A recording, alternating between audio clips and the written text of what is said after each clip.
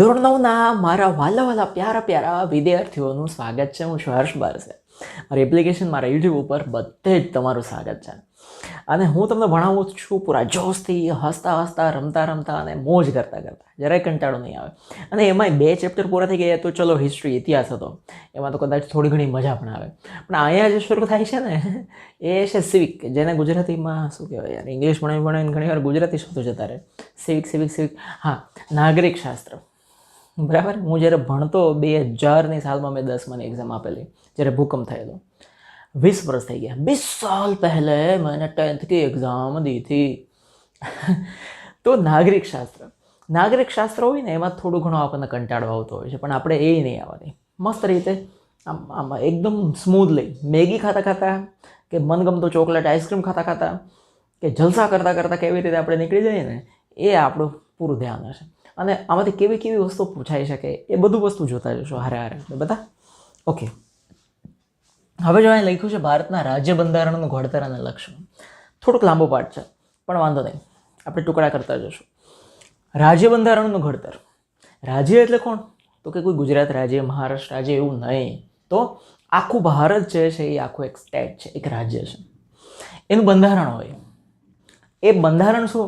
તો કે આ દેશ કઈ રીતે ચાલશે, એના નિયમો શું હશે, એમાં કાયદાઓ શું હશે, ત્યાં લોકોને કેવો અધિકાર હશે, એ બધું જ ભેગું થઈને એક બુક બને, એને બંધારણ કહેવાય.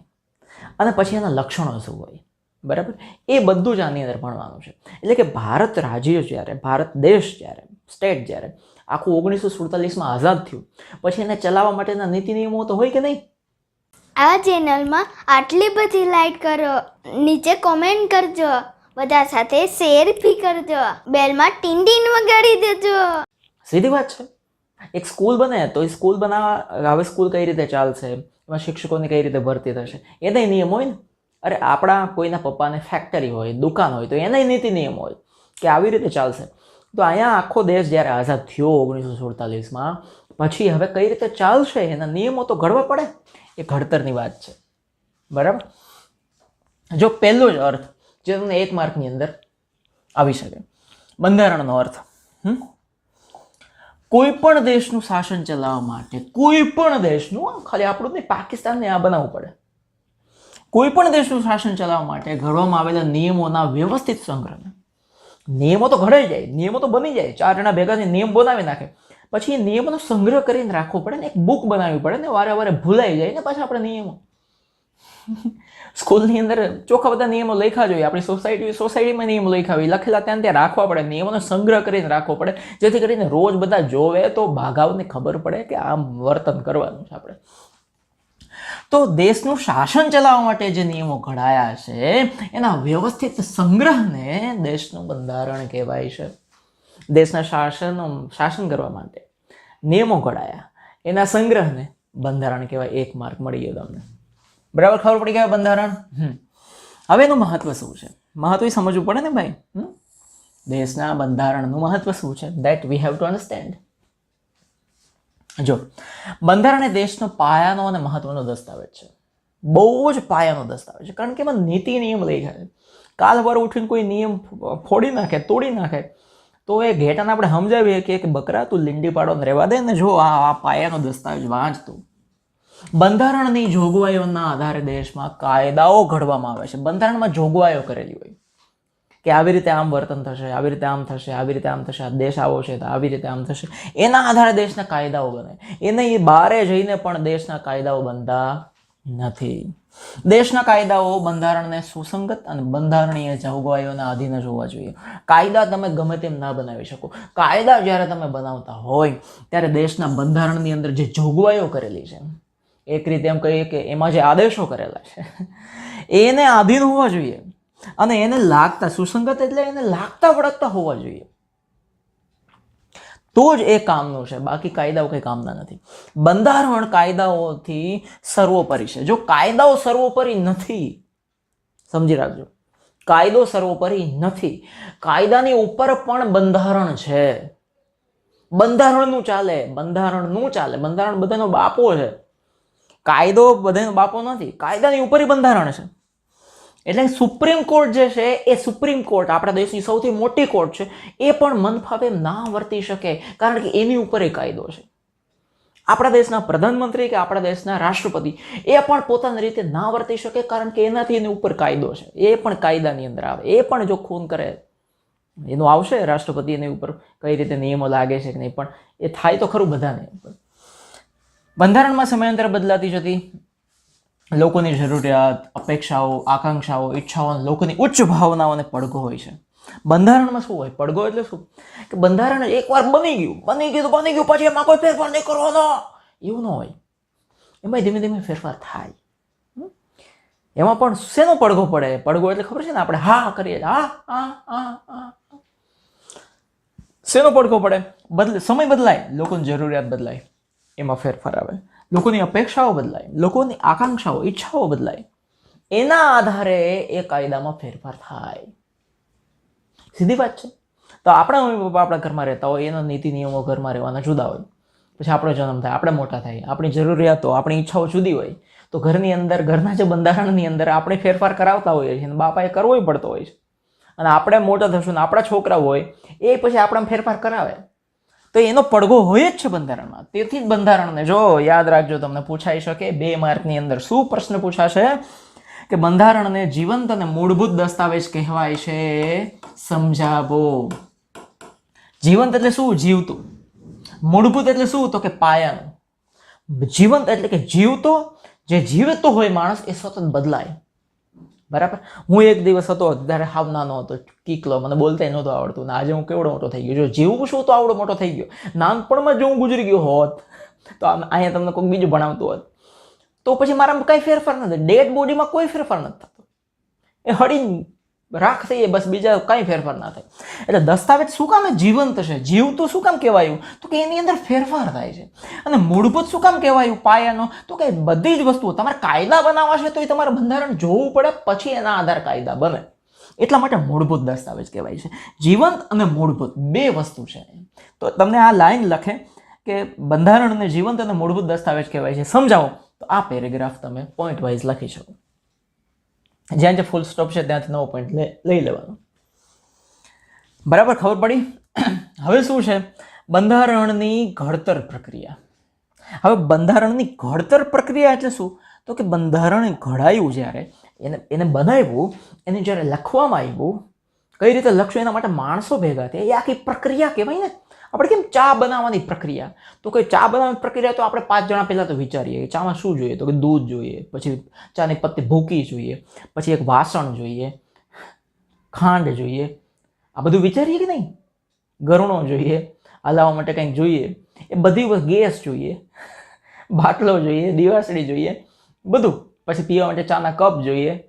તો આ બધી વસ્તુઓ વિચારવાની જે પ્રક્રિયા છે, એવું જ છે બંધારણ ઘડતરની પ્રક્રિયા. તમને 1 માર્કની અંદર પૂછાઈ શકે, યાદ રાખજો. આઝાદી પહેલા બ્રિટિશ સરકાર દ્વારા 25મી માર્ચ 1946ના રોજ 3 સભ્યોના કેબિનેટ મિશનને ભારતની આઝાદીનો ઉકેલ શોધવાનું કાર્ય સોંપવામાં આવ્યું. 1946, હજી ભારત આઝાદ નથી થયું. ભારત આઝાદ થવાનું છે 1947ની અંદર. એ પહેલા 1946ની આ વાત છે કે ત્યારે શું કરવામાં આવ્યું કે ભાઈ ભારત હવે આઝાદ થશે એનો વાંધો નથી, પણ ભારત આઝાદ થશે પછી એનું બંધારણ તો જોઈશે કે નહીં. તો 3 સભ્યોના કેબિનેટ મિશનના, એટલે કે 3 સભ્યોની કેબિનેટ મિનિસ્ટ્રી, એટલે કે એની આખી કમિટીને, મંડળીને ભારતની આઝાદીનો ઉકેલ, ભારત આઝાદ થશે તો પછી એ દેશ ચલાવશે કઈ રીતે, એનો ઉકેલ શોધવાનું કામ સોંપવામાં આવ્યું. એમણે બંધારણના ઘડતર અંગેનું માળખું, ભાઈ બંધારણ બનશે કઈ રીતે એનું માળખું તો બનાવો, શેના આધારે તમે બંધારણ બનાવશો. કારણ કે આની પહેલા ભારત દેશ રજવાડાઓની અંદર વહેંચાયેલો હતો, તો એને એ પહેલાં કોઈ બંધારણ તો હતું જ નહીં. હવે એક નવો જ દેશ, નવી જ રીતે, દેશ જૂનો જ છે પણ હવે આખો દેશ ભેગો થઈને ચાલવાનો છે, તો કાંઈક તો નીતિ નિયમ જોઈએ કે નહીં.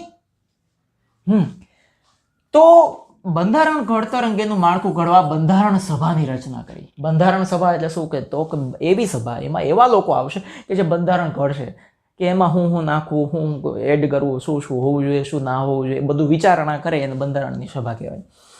હવે અહીં યાદ રાખજો, 1 માર્કર છે. બંધારણ સભામાં કુલ કેટલા સભ્યો હતા? 389. કેટલા સભ્યો હતા? 389. એમાં જુદી જુદી કોમ, ધર્મ, જાતિ, લિંગ, ભૌગોલિક પ્રદેશોની વ્યક્તિઓ, રાજકીય પક્ષોના પ્રતિનિધિત્વ અને વિવિધ ક્ષેત્રોની તજજ્ઞ વ્યક્તિઓનો સમાવેશ થતો હતો. સમજાઈ ગયું આમાં તમને? આ 389 સભ્યોમાં અલગ અલગ કોમના લોકો હતા. હિન્દુ હતા, મુસ્લિમ હતા, ક્રિશ્ચિયન લોકો હતા, પારસી લોકો હતા. એ કોમ, ધર્મ બધું અલગ અલગ હતું, બધાની જાતિ અલગ હતી બધાની.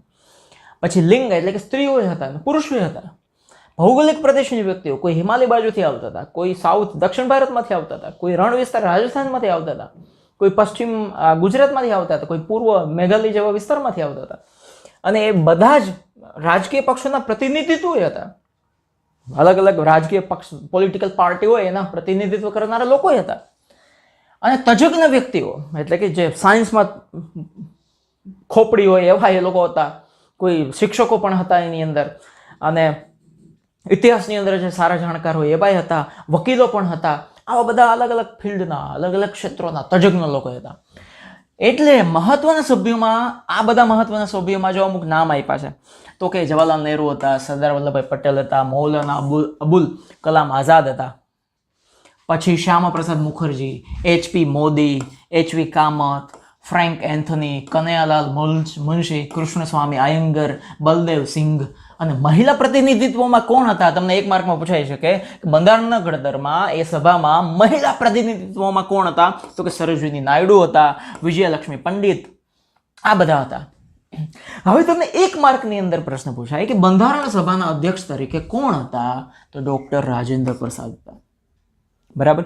જ્યારે બંધારણની મુસદ્દા સમિતિના, ખરડા સમિતિના અધ્યક્ષ હતા ડોક્ટર ભીમરાવ આંબેડકર. યાદ રાખજો, આ બે વસ્તુ તમને છે ને મિક્સ ના થઈ જાય, નહીં તો લોચો થઈ જશે. પછી તમે ગ્રીન ટીની અંદર દૂધ ના નાખી દો ક્યાંક.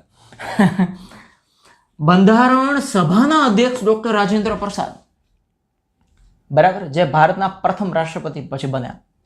બંધારણ સભાના અધ્યક્ષ રાજેન્દ્ર પ્રસાદ અને બંધારણની ખરડા સમિતિના અધ્યક્ષ, જેમાં ખરડો પસાર કરવાનો હોય, એ ખરડા સમિતિના, મુસદ્દા સમિતિના અધ્યક્ષ હતા ડોક્ટર ભીમરાવ આંબેડકર, બાબા સાહેબ આંબેડકર જેને આપણે કહીએ છીએ. બરાબર. તો આ બે વસ્તુ તમારે યાદ રાખી લેવાની. હવે જુઓ, આ બંધારણ સભાએ એમની કામગીરી 9મી ડિસેમ્બર 1946 થી શરૂ કરી. એક માર્કમાં તમને પૂછાઈ શકે કે બંધારણની સભાએ કામગીરી ક્યારથી શરૂ કરી? તો કે ડિસેમ્બર 1946. હવે કેટલા દિવસ આ કામ ચાલ્યું? તમે જોજો, એક અઠવાડિયું, 2 અઠવાડિયું નહીં, આ કઈ થોડું કઈ ખાઈ પીને ઊંઘવા જવું છે ના. જુઓ, બંધારણ સભાએ 2 વર્ષ 11 મહિના અને 18 દિવસ, 2 વર્ષ 11 મહિના અને 18 દિવસ, હજી 12 દિવસ મળી ગયા હોત તો 3 વર્ષ થઈ જતા. આપણને મસ્ત રીતે યાદ રહી જાત. એને ખબર તો હોય ને આવું ભણવામાં આવશે. 2 વર્ષ 11 મહિના અને 18 દિવસ મળ્યા. એમાં 146 બેઠક થઈ, 146 મીટિંગ થઈ. આટલા 2 વર્ષ 11 મહિના અને 18 દિવસમાં 166 મીટિંગ કરી એ લોકોએ. અને આ કામગીરી, બંધારણ ઘડવાનું કામ પૂરું કર્યું. આ પ્રક્રિયામાં શું કર્યું એ લોકોએ? 166 મીટિંગ કરીને એ લોકોને ચા, નાસ્તો, પકોડા ને એવું બધું ખાતા પીતા હતા? હે ના. તો એ લોકોએ શું કર્યું? તો કે આખા દુનિયાના જેટલા દેશો પાસે બંધારણ હતું, એ બંધારણના જેટલા પણ મહત્વના લક્ષણો હતા એનો અભ્યાસ કર્યો. કે આ દુનિયામાં આ દેશમાં આવું બંધારણ છે અને એના આવા લક્ષણો છે, આ દેશમાં આવું બંધારણ છે, આ દેશમાં આવું બંધારણ છે, આનાથી આને આવો પ્રોબ્લેમ થયો, આનાથી એને આવો પ્રોબ્લેમ થયો, આનાથી એને આવો ફાયદો થયો. એવા જેટલા જુદા દેશના બંધારણ હતા, બધા બંધારણને એને અભ્યાસ કર્યો, સ્ટડી કર્યો. અને વિગતપૂર્ણ ચર્ચા, પછી એની ઉપર ચર્ચા કરે કે જો આ દેશનું બંધારણના અમુક પોઈન્ટ આપણે આપણા દેશના બંધારણમાં નાખશું તો આમ થશે. ત્યાં વળી કોઈ વિરોધ ઉઠાવે, વળી એમાં કોઈ સહમત થાય, બધા ભેગા ચર્ચા, માં તો હું વાળ હું ટાકોય ખરી જાય. અને બંધારણને આખરી સ્વરૂપ આપ્યું કે વાહ, હવે બંધારણ બરાબર બન્યું બકા. બંધારણમાં પ્રથમ, જો યાદ રાખજો, તમને એ પૂછાઈ શકે કે બંધારણમાં સૌથી પહેલા કેટલા અનુચ્છેદ એટલે કે આર્ટિકલ્સ હતા? તો કે 295. આર્ટિકલ્સ એટલે શું? એમાં લખેલું હોય કે આવી રીતે આ કોઈ ગુનો કરે તો એને આ સજા આપવી, આ ગુનો કરે એને આ સજા આપવી. એવા એક અનુચ્છેદ હોય છે અને ઇંગ્લિશમાં આર્ટિકલ કહેવાય. તો કેટલા હતા? 295. અને પરિશિષ્ટ કેટલા હતા? તો કે 8. પછી સુધારો થયો, સમય જતા સુધારો થાય. તો 295 માંથી થઈ ગયા કેટલા? 395. 100 અનુચ્છેદ એમાં ઉમેરાયા અને પરિશિષ્ટ એક જ ઉમેરાયું અને બંધારણનું સ્વરૂપ નિશ્ચિત થયું. પછી બંધારણનું જે સ્વરૂપ હતું ફાઇનલ થઈ ગયું કે હવે આ બંધારણ પાકું. 26મી નવેમ્બર યાદ રાખજો, 26મી નવેમ્બર 1949. ક્યારે? 26મી નવેમ્બર 1949 બંધારણ સભામાં બંધારણ સર્વાનુમતે પસાર થયું. જોજો, 26મી નવેમ્બરે 1949માં બંધારણ બધાના મત મેજોરિટી સર્વાનુમતે બધા એમાં રાજી હોય એવી રીતે આ પાક્કું બંધારણ છે, આમાં આટલા નિયમો છે, આ ફાઇનલ થાય છે અને હવે દેશમાં લાગુ પડશે. ચલો, બધા જેટલા સભાના મેમ્બર હતા બધા ભેગા થઈને એને સર્વાનુમતે પસાર કર્યું.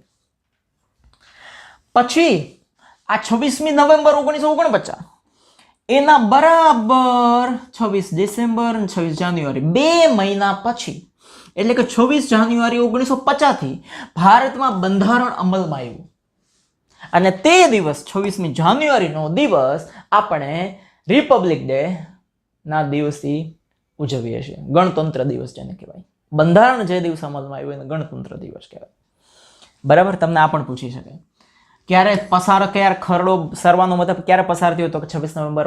તમને એ યાદ ના રહે તો 26 જાન્યુઆરીના 2 મહિના પહેલા, 26 જાન્યુઆરી 1950 એના 2 મહિના પહેલા 26 નવેમ્બર 1949 તે દિવસે પસાર થયું. 26 જાન્યુઆરી 1950 દિવસે અસ્તિત્વમાં આવ્યું અને તે દિવસથી ભારત પ્રજાસત્તાક રાષ્ટ્ર ઘોષિત થયું, જેને ઇંગ્લિશમાં કહેવાય રિપબ્લિક ઇન્ડિયા. બરાબર? પછી જો આપણે 26 જાન્યુઆરી પ્રજાસત્તાક દિન તરીકે શાનદાર રીતે ઉજવીએ છીએ. ભારતના બંધારણમાં રાષ્ટ્ર ચિહ્ન, એરો થઈ ગયો છે, પણ રાષ્ટ્ર ચિહ્ન તરીકે યાદ રાખજો. આ પણ પૂછાઈ શકાય. ભારતના બંધારણમાં રાષ્ટ્ર ચિહ્ન તરીકે 4 સિંહોની મુખાકૃતિ, 4 સિંહને લેવામાં આવ્યા. 4 સિંહનો ખબર છે એમ્બ્લેમ હોય છે, જેને રાષ્ટ્ર ચિહ્ન કહેવાય. બેક ટુ બેક બધા માથા રાખીને બેઠા હોય. आता माजी यहाँ पे शेर बसता है. 4 સિંહની મુખાકૃતિ એ ભારતના બંધારણમાં જ લખ્યું છે. આપણું રાષ્ટ્ર ચિહ્ન છે. મોટાભાગે સરકારી ઓફિસોમાં જાઓ તો ત્યાં લાકડાના એક સ્તંભ ઉપર 4 સિંહ રાખેલા હોય. અને રાષ્ટ્ર સૂત્ર કયું આપ્યું? સત્યમેવ જયતે, સત્યનો વિજય થાય. આ બે તમને પૂછાઈ શકે એક માર્કમાં. રાષ્ટ્ર ચિહ્ન શું? 4 સિંહની મુખાકૃતિ. રાષ્ટ્ર સૂત્ર શું? સત્યમેવ જયતે. આપણા બંધારણમાં લોકોના મૂળભૂત હક, જો બંધારણમાં શું શું વસ્તુઓને મૂકવામાં આવી? લોકોના મૂળભૂત એટલે શું? પાયાના હક. જેમ કે બોલી શકે, કાંઈ પણ વસ્તુનો વિરોધ કરી શકે, એને ખાવાનું મળી શકે, એને ભણવાનું મળી શકે. આ બધા મૂળભૂત હક છે. એની ફરજ, તમને હક મળે એટલે ફરજ એ આવે તમારામાં. ભાઈ તમે એમ કહો મને હક છે મારા બાપા પાસે પૈસા માંગવાનો, તો પછી તમારી ફરજ પણ છે તમારે એને હિસાબ આપવાનો. તો એને ફરજ કહેવાય. રાજ્યનીતિના માર્ગદર્શક સિદ્ધાંતો. રાજ્યનીતિ એટલે શું? તો કે રાજ એટલે કે ધારો કે મુખ્યમંત્રી છે તો ગુજરાત રાજ્ય ચલાવે છે, પ્રધાનમંત્રી છે તો ભારત આખો દેશ ચલાવે છે. તો એને એ દેશ, એને એ રાજ્ય કઈ રીતે ચલાવવું ને એને માર્ગદર્શન આપતા સિદ્ધાંતો પણ આ બંધારણમાં છે. બાબલાઓ, મારા પ્યારા વિદ્યાર્થીઓ, વાલા વિદ્યાર્થીઓ. ભેંસ ગાંગર જોઈ તમે બેકગ્રાઉન્ડમાં, એને સંભળાતું હશે. સરકારના અંગો અને કાર્યો આ બધું આવશે ડિટેલમાં, એટલે અહીંયા વધારે નથી સમજાવતો. વહીવટી કેટલીક સૂચનાઓ કે તમે દેશ ચલાવો છો તો આટલી વસ્તુઓને તમારે ધ્યાનમાં રાખવાનું. ન્યાયતંત્રની વ્યવસ્થા કે હાઈકોર્ટ શું કામ કરશે, સુપ્રીમ કોર્ટ શું છે, એ બધું સમજાવવાનું અને અનેક મહત્વની બાબતનો સમાવેશ થયો. આથી એવું કહી શકાય ભારતનું બંધારણ વિશ્વમાં સૌથી મોટું છે. સૌથી મોટું બંધારણ છે આપણી પાસે. સૌથી વિસ્તૃત, એકદમ ડિટેલમાં લખેલું છે અને વિશુદ્ધ લેખિત દસ્તાવેજ ગણાય છે. આ તમને એક માર્કમાં આવી શકે. ભારતનું બંધારણ વિશ્વમાં સૌથી મોટું, વિસ્તૃત અને વિશુદ્ધ લેખિત દસ્તાવેજ ગણાય છે. સમજાવો તો આખો પેરેગ્રાફ તમે અહીંયાથી સમજાવી શકો. ઉપરથી સમજાવો તો કોઈ વાંધો નથી. બરાબર? તો આ અહીંયા વાત થઈ ગઈ પૂરી. હવે અહીંયાથી આપણે શરૂ કરવાનું છે આમુખ શું છે. તો આમુખ શું છે? આમુખ સમજાવી દો તમને. જો, આમુખ બંધારણનું પ્રારંભિક, હાર્દરૂપ અને વિશિષ્ટ સ્થાન ધરાવતું તત્વ છે. બંધારણનું પ્રારંભિક એટલે કે બંધારણ નામની જે આપણી બુક છે એનું અનુક્રમણિકા, એનું ઇન્ડેક્સ, એનું પહેલું જ જે પેજ છે કે બંધારણ વાંચતા પહેલા આ વાંચો, આ વાંચો. સિગરેટના પેકેટ ઉપર લખેલું હોય છે ને કે આ તમારા સ્વાસ્થ્યને માટે હાનિકારક છે અને કેન્સર કરે એવું છે. એ પહેલાં વાંચો, પછી સિગરેટ ફૂંકો, નહીં તો સિગરેટ તમને ફૂંકી નાખશે. એવી રીતે આમુખ શું, તો કે બંધારણની આખી જે બુક છે, બંધારણ તમારે વાંચવું છે, બંધારણ તમારે સમજવું છે, તો એની સૌથી પહેલાં જે પહેલું પેજ જે છે, હમણાં આવશે પહેલું પેજ, એને બંધારણ, એને આમુખ કહેવાય. બંધારણની શરૂઆત આમુખથી થાય છે, જો છે. હા, આમુખમાં દર્શાવેલા શબ્દો પરથી આમુખ બંધારણનો આત્મા હોવાની પ્રતીતિ થાય છે. 1 માર્કમાં પૂછાઈ શકે છે કે આમુખ બંધારણનું શું છે, તો કે આત્મા છે. ખરા ખોટામાં પૂછાય કે આમુખ બંધારણનો આત્મા નથી, તો ખોટું, આત્મા છે. શું કામ? એ આમુખ ના હોય અને જો તમે આખું બંધારણ વાંચી લો તો તમને ખબર જ ના પડે કે બંધારણ શું કહેવા માંગે છે. બરાબર? સોરી, અહીં એક શબ્દ રહી ગયો, વિશદ. એટલે કદાચ તમને પ્રશ્ન થયો હશે કે નહીં ખબર નહીં, પણ સૌથી મોટું એટલે ખબર પડે. વિસ્તૃત એટલે કે ડિટેલમાં લખાયેલું એ ખબર પડે. વિશદ એટલે વિસ્તારથી લખાયેલું. કોઈને પ્રશ્ન થાય તો મને મગજમાં આવ્યું તો મેં કહી દીધું. તો બંધારણનો આત્મા કોણ છે? આમુખ. બરાબર. હવે જો આમુખમાં દર્શાવેલા શબ્દો નીચે મુજબ છે. આ છે ભારતનું સંવિધાન, એટલે કે આ છે ભારતના સંવિધાનનું આમુખ. આમુખ એટલે કે પહેલું પેજ, પહેલું પાનું. તો ભારતનું સંવિધાન, એમાં આમુખ છે. અમે આમુખમાં જે લખેલું છે હું તમને સમજાવતો જાઉં છું. અમે ભારતના લોકો, આપણે બધા જ જેટલા ભારતના લોકો છે, એટલે કે આ જો શરૂઆત શું કરી ને, અમે ભારતના લોકો, અમે એટલે કે આ જે આમુખ જે લખ્યું છે, જેના માટે લખાયું છે, એ બધા ભારતના લોકો પોતે સમર્પિત કરે છે. અમે આ બંધારણ અમને પોતાને સમર્પિત કરીએ છીએ. આ તો એવોર્ડ મને મળ્યો હોય કે હો તમે બહુ સાહેબ સારું ભણાવો છો, તો આ એવોર્ડ તમને મળ્યો, તો પછી એમ કે ઓકે એવોર્ડ મળ્યો, તમે શું કહેશો હવે? આ એવોર્ડ હું મને જ સમર્પિત કરું છું. નહીંતર એમ કે ના, આ એવોર્ડ મારી વાઈફને સમર્પિત કરું છું, આમને, પણ આ એવોર્ડ હું મને સમર્પિત કરું છું. એવું છે કે અમે ભારતના લોકો ભારતને એક, હવે એક શબ્દ સમજતા જજો, આ તમને આગળ જતી પરીક્ષાઓમાં પણ કામમાં આવશે. અમે ભારતના લોકો ભારતને એક સાર્વભૌમ, શું? ભારતને એક સાર્વભૌમ એટલે શું કહેવાય? ઇંગ્લિશમાં એને સોવરેન કહેવાય. સાર્વભૌમ એટલે શું? કે આખી જેટલી પણ ભારતની જમીન છે, જ્યાં જ્યાં ભારતની બોર્ડર આવે છે, એ બોર્ડરની અંદર જેટલું પણ ભારત છે, એ ઉપર કોઈ વિદેશી હુકુમતનો અત્યારે રાજ્ય નથી. કોઈ વિદેશી હુકુમતથી ભારત હાલતું નથી. ભારત પોતાની રીતે જ હાલે છે. ભારતની અંદર ભારતના લોકો જ રાજ કરે છે. કોઈ બહારની હુકુમત, કોઈ બહારનો દેશ ભારત ઉપર રાજ કરતો નથી. એટલે એને કહેવાય સાર્વભૌમ. પછી છે ભારત છે સમાજવાદી દેશ છે, સોશિયલિસ્ટ, જેમાં સમાજને ધ્યાનમાં રાખવામાં આવે છે, સોસાયટીને ધ્યાનમાં રાખવામાં આવે છે. આપણે ઘરની જે સોસાયટી હોય એ નહીં. પછી ત્રીજો શબ્દ છે બિનસાંપ્રદાયિક દેશ છે આપણો.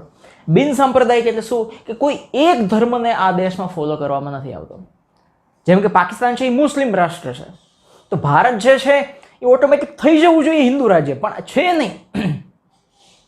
કે ભારતમાં ગમે તે ધર્મને તમે ફોલો કરી શકો, ગમે તે સંપ્રદાયમાં તમે ફોલો કરી શકો, એને અનુસરી શકો. જે ધર્મ તમારે પાળવો હોય છૂટ છે. કોઈ તમને ફોર્સ ના કરી શકે કે તમારે આ ધર્મ પાળવાનો. ખોટી વાત. તો એને કહેવાય બિનસાંપ્રદાયિક દેશ. પછી છે લોકતંત્રાત્મક. લોકતંત્રાત્મક એટલે શું? લોકોથી, લોકો વડે અને લોકો દ્વારા ચાલતો દેશ, જેને લોકશાહી કહેવાય, એ આપણો આ દેશ છે. પછી છે પ્રજાસત્તાક દેશ છે. પ્રજાસત્તાક એટલે શું? જેને ગણતંત્ર, રિપબ્લિક કહેવાય આપણે. તો પ્રજાસત્તાક એટલે શું? જેમાં પ્રજાની સત્તા હોય, પ્રજા રાજ ભોગવતી હોય. એટલે આપણે તો સીધા તો કંઈ રૂલ કરવા જતા નથી, સમજો તમે. તો આપણે રિપ્રેઝેન્ટેટિવ એટલે કે આપણે એક નેતાને ચૂનીએ છીએ. નેતા છે એ આપણા વતી રાજ્ય કરે છે અને રૂલ કરે છે અને બધાને આદેશો આપે છે અને દેશ ચલાવે છે. તો ભારત સાર્વભૌમ, સમાજવાદી, બિનસાંપ્રદાયિક, લોકતંત્રાત્મક અને પ્રજાસત્તાક તરીકે સ્થાપિત કરવાનો, આ જો ભારતના લોકો અમે જ આ દેશને સાર્વભૌમ, સમાજવાદી, બિનસાંપ્રદાયિક, લોકતંત્રાત્મક, પ્રજાસત્તાક તરીકે સ્થાપિત કરવાનો, તથા ખાલી સ્થાપિત કરીએ છીએ નહીં કે ભારત સાર્વભૌમ છે એ અમે સ્થાપિત કર્યું, બિનસાંપ્રદાયિક છે, પ્રજાસત્તાક છે, લોકતંત્રાત્મક છે, સમાજવાદી છે, એટલું જ નહીં, પણ એના સર્વ નાગરિકોને, એ દેશમાં રહેતા જેટલા નાગરિકો છે અને જે ભારતીયો છે એ બધાને સામાજિક, આર્થિક અને રાજકીય ન્યાય મળવો જોઈએ. સામાજિક, આર્થિક અને ન્યાય અને રાજકીય ન્યાય મળવો જોઈએ. રાજકીય એટલે પોલિટિકલી, આર્થિક એટલે કે એને નોકરી સરસ મળવી જોઈએ, એને કામ મળવું જોઈએ, ટૂંકમાં કામ કરવા માટે, પૈસા કમાવા માટે એને કામ બરાબર મળવું જોઈએ, અને એ માટેનો એને બરાબરનો ન્યાય મળવો જોઈએ. સામાજિક સમાજની વચ્ચે રહેવાનો અને સમાજની વચ્ચે સેફ રહેવાનો, સિક્યુરિટી વાઇઝ એટલે કે કોઈ સુરક્ષાથી રહેવાનો એને ન્યાય મળવો જોઈએ. અને આમાં કોઈ પણ પ્રોબ્લેમ થાય તો કોર્ટમાં જાય તો એને બરાબર રીતે ન્યાય મળવો જોઈએ. એમાં એવું નહીં કે તમે આ દેશમાં આ એરિયામાં રહ્યો છો ને આ રાજ્યમાં રહ્યો છો તો તમને આ બધું ન્યાય ના મળે, તમને નોકરી ના મળે, તમે આ ધંધો ના કરી શકો ને, એવું નહીં. ત્રણેય પ્રકારના સામાજિક, આર્થિક અને રાજકીય ન્યાય મળવા જોઈએ. વિચાર, અભિવ્યક્તિ અને માન્યતા, ધર્મ અને ઉપાસનાની સ્વતંત્રતા બધા જ નાગરિકોને મળવી જોઈએ. કે તમે કાંઈ પણ વિચારી શકો છો, કાંઈ પણ એટલે પછી કોઈકને ગાળો દેવાના વિચાર કરો તો એ પછી તમને સામે ગાળો દે. અભિવ્યક્તિ, તમે કવિતા લખીને, ચિત્રો દોરીને, લેખ લખીને કે કાર્ટૂન દોરીને કે બોલીને ગમે તે રીતે તમારા મનના વિચારોની અભિવ્યક્તિ તમે કરી શકો છો, એ તમને છૂટ છે. આપણા નેતાઓ બરાબર ના ચાલતા હોય તો એના વિરુદ્ધ તમે લખી શકો. જે ચાઇનામાં નથી.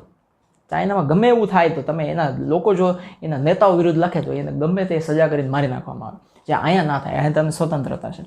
માન્યતા, તમે ગમે તેવી માન્યતા રાખી શકો, તમે ગમે તે ધર્મમાં માની શકો, કોઈ પણ વસ્તુમાં તમારી માન્યતા હોય તો તમે તમારી માન્યતાને રજૂ કરી શકો છો કે ભાઈ આવું હું માનું છું. કોઈ તમને હળી ના કરી શકે.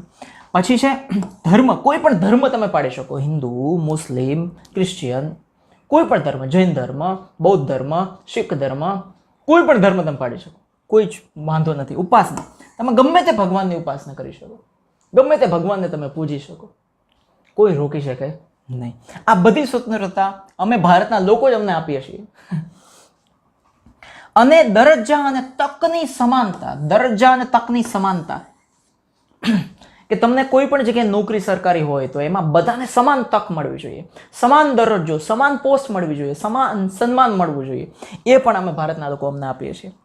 આવું બધું પ્રાપ્ત થાય તેમ કરવાનો અને તેઓ સર્વમાં વ્યક્તિનું ગૌરવ અને રાષ્ટ્રની એકતા અને અખંડતા સુદૃઢ કરે એવી બંધુતા વિકસાવવાનો. જો આ બધું તો થાય પણ એની સાથે સાથે વ્યક્તિ ગૌરવથી જીવી શકે, સન્માનથી જીવી શકે, એ સન્માન સ્થાપિત કરવાનો પણ હેતુ છે આમાં. અને રાષ્ટ્રની એકતા, રાષ્ટ્ર તૂટવું ના જોઈએ. વચ્ચે ઘણા બધા રાજ્યો હતા, એ બધા રાજ્યો એમ કહે છે કે અમારા ભારતમાં નથી, અમારો અલગ દેશ બનાવો છે, તો પછી એકતા રહે નહીં ને.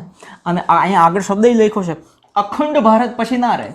બધા જો આપણા દેશમાં તો કેટલી પ્રકારના લોકો રહે છે, બધાના ખાવાનું અલગ, બધાના કપડાં અલગ, બધાના વિચારો અલગ, બધાની બોલીઓ અલગ, છતાં બધા એક થઈને રહેશે અને રાષ્ટ્ર એક રહે, એ પણ મુખ્ય હેતુ છે. અને એની સાથે સાથે અખંડ રાજ્ય રહે, અખંડ ભારત રહે, એમાંથી કોઈ ટુકડો છૂટો પડીને એક દેશ ના બને, એ પણ અહીંયા ભાવના કરવામાં આવી છે.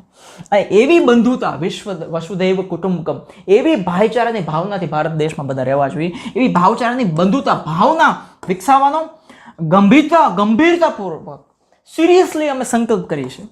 અને અમારી સંવિધાન સભામાં જે લોકોએ સંવિધાન સભામાં આગળ આવ્યું હતું કે આટલા લોકોએ ભાગ લીધો અને ભારતનું સંવિધાન બનાવ્યું, એ સંવિધાન સભામાં 26 નવેમ્બર 1949, યાદ રાખજો આ દિવસ, 26 નવેમ્બર 1949 એટલે કે માગસર સુદ સાતમ વિક્રમ સંવત 2006 ના રોજ આથી આ સંવિધાન અપનાવી તેને અધિનિયમિત કરી અમને પોતાની જાતને અર્પિત કરીએ છીએ. આગળ આવ્યું હતું ને, અમે ભારતના લોકો, અમને પોતાની જાતને, અમે ભારતના લોકો આ સંવિધાન ખુદને જ અર્પિત કરીએ છીએ, આપીએ છીએ.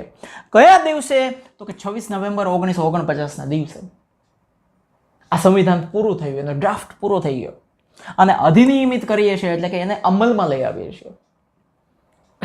પછીના 3 મહિના પછી એટલે કે 26 જાન્યુઆરી 1950 ના દિવસે આપણું આ સંવિધાન બરાબર અમલમાં આવ્યું. આ હતું આપણું આખું આમુખ. ખ્યાલ આવી ગયો? હવે એના પછી લખ્યું છે જો 1976 ના 42માં બંધારણીય સુધારા. આ બંધારણ જે બની ગયું પછી એમાં અમુક વર્ષોના અંતરે સમય જેમ બદલાય છે એવી રીતે સુધારા કરવામાં આવ્યા. તો સુધારો 1976માં થયો અને 42મો સુધારો થયો. એમાં બંધારણીય સુધારો એટલે કે બંધારણ ભારતનો એમાં સુધારો થયો. એમાં આ સાર્વભૌમ શબ્દ આગળ આવ્યો હતો ને, સાર્વભૌમ શબ્દ, એના પછી સમાજવાદી શબ્દ અને બિન સાંપ્રદાયિક શબ્દ, આ 2 શબ્દો ભારતના ઉમેરવામાં આવ્યા. અને રાષ્ટ્રીય એકતા અને રાષ્ટ્રીય અખંડિતતા, આ 2 શબ્દો પણ ઉમેરવામાં આવ્યા. એ પહેલા આમુખમાં સમાજવાદી, બિન સાંપ્રદાયિક, રાષ્ટ્રીય એકતા અને રાષ્ટ્રીય અખંડિતતા શબ્દો નહોતા.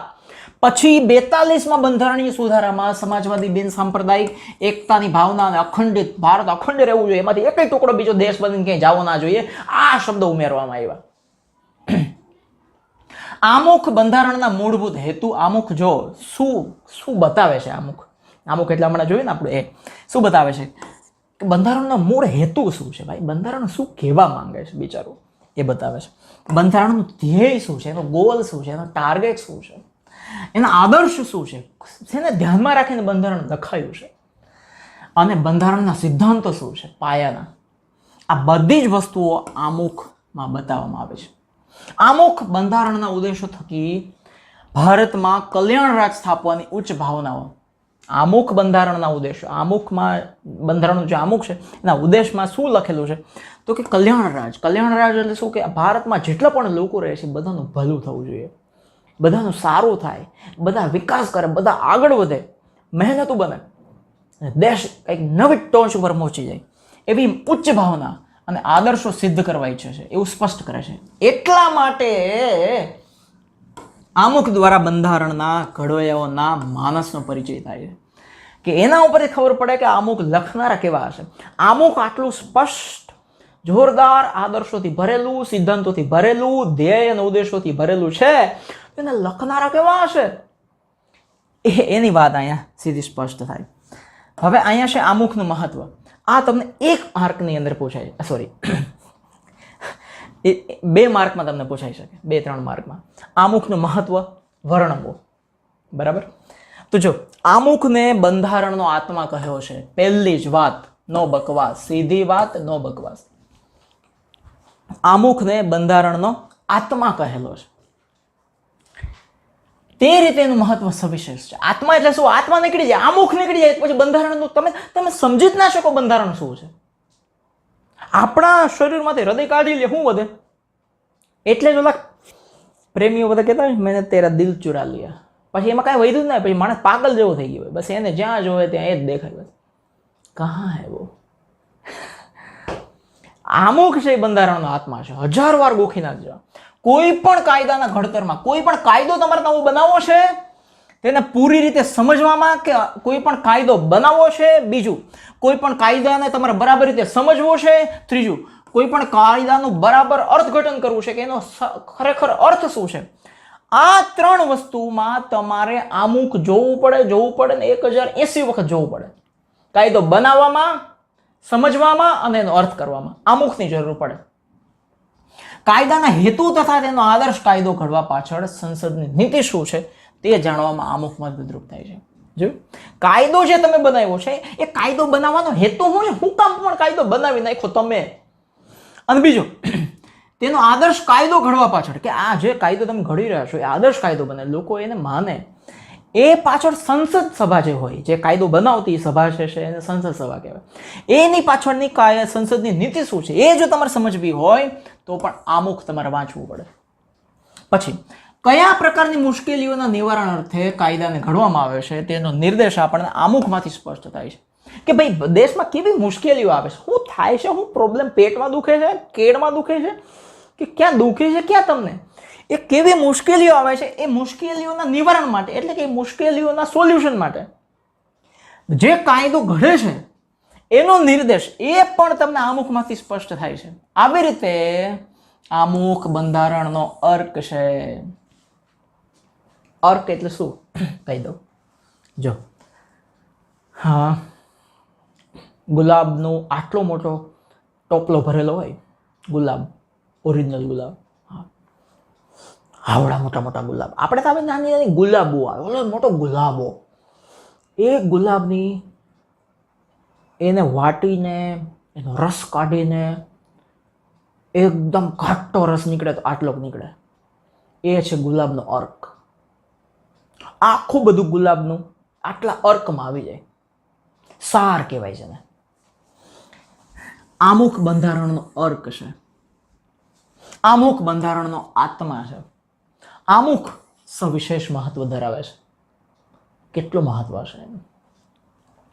કાયદાની કોઈ કલમમાં કે વિગતોમાં કોઈ અસ્પષ્ટતા કે અસંવાદિતતા ઊભી થાય, કાયદાની કોઈ પણ કલમ લખેલી હોય ને કે ભાઈ આણે આ નિયમ તોડ્યો, આ કાયદો તોડ્યો, તો એને આવી સજા આ કલમને આધારે, કલમ 105, 203, 315 એના આધારે સજા કરવામાં આવે છે. આપણે ફિલ્મમાં જોતા હોય તો એમાં તો કોઈ અસ્પષ્ટતા, તમને કઈ વસ્તુ સમજાય નહીં, વિસંવાદિતા ઊભી થાય કે કન્ફ્યુઝન ઊભું થઈ જાય તમારી સામે. તો કાયદાનો હેતુ સ્પષ્ટ થતો ન હોય, ખબર ના પડે કે ભાઈ આ કાયદો હું કામ બનાવે, એ પાછળનો હેતુ શું છે એની, એ સ્પષ્ટ ના થાય ત્યારે અમુક કાયદાની કલમને સમજવામાં, તેનું અર્થઘટન કરવામાં, કાયદાની જે કલમ છે એને સમજાવે કોણ? આમુખ. એનું અર્થઘટન કોણ કરે? આમુખ. એટલા માટે અમુક બંધારણની જોગવાઈઓને સમજવામાં હોકાયંત્રની ગરજ સારે છે. હોકાયંત્ર એટલે શું કે તમારે કઈ દિશામાં જવું છે. હોકાયંત્ર એમાં 100 હોય, ખબર છે? એ ઉત્તર દિશા હંમેશા બતાવે. જે જહાજો લઈને સમુદ્રમાં નીકળી જતા હોય અથવા તો પ્લેનમાં જતા હોય એની પાસે એક હોકાયંત્ર હોય, જેને ઇંગ્લિશમાં કંપાસ કહેવાય. એમાં દિશા ઉત્તર બતાવે એટલે તમને ખબર પડે કે તમે કઈ દિશામાં જાઓ છો. એટલે કાયદાનો તમે વિચિત્ર અર્થ કાઢીને બીજી દિશામાં જવા માંડો તો આમુખ તમને બતાવે, એનો કાયદાનો હેતુ સ્પષ્ટ કરે, એનું અર્થઘટન બરાબર કરે, એને સમજાવે તમને બરાબર રીતે અને યોગ્ય દિશામાં તમને વાળે. એટલા માટે આમુખ બંધારણની જે જોગવાઈઓ છે, બંધારણને જે કેવું છે, એની કલમમાં જે કહેવાયું છે એને સમજવામાં હોકાયંત્રની ગરજ કોઈ સારતું હોય તો મિસ્ટર આમુખ.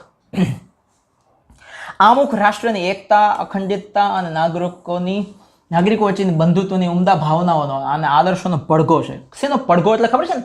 આપણે પહાડોમાં જઈને બોલતા હોય સામેથી અવાજ આવે, ઘણા ગાળો બોલે સામેથી ગાળો આવે. તો આમુખ છે એ પડઘો છે. શેનો પડઘો છે? તો કે રાષ્ટ્રની એકતા. આખો દેશ એક છે, અમે અલગ અલગ નથી. આખો દેશ અખંડ છે. જેટલી પણ ભારતની બોર્ડર અને રાજ્યો છે બધા ભારતના છે. અને નાગરિકો વચ્ચેની બંધુત્વની ઉમદા ભાવના, બધા નાગરિકો એકબીજાને ભાઈ બહેન માને છે, ભાઈચારો છે, એકબીજા સાથે સંપીને રહે છે અને એના આદર્શો છે, એનો પડઘો છે.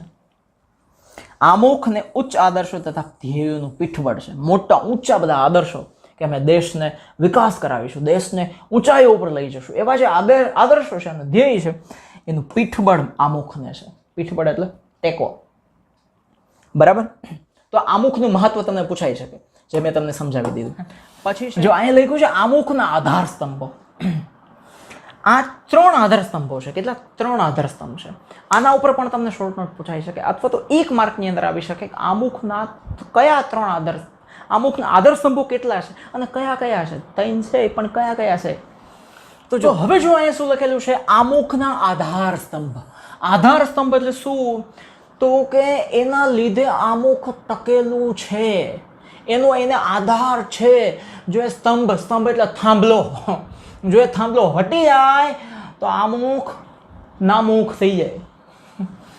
તો આમુખના આધાર સ્તંભો, તમને અહીંથી પ્રશ્ન પૂછાય કે આમુખના આધાર સ્તંભો કેટલા છે? તો કે 3 છે. કયા કયા છે એ હમણાં કહું તમને. બરાબર?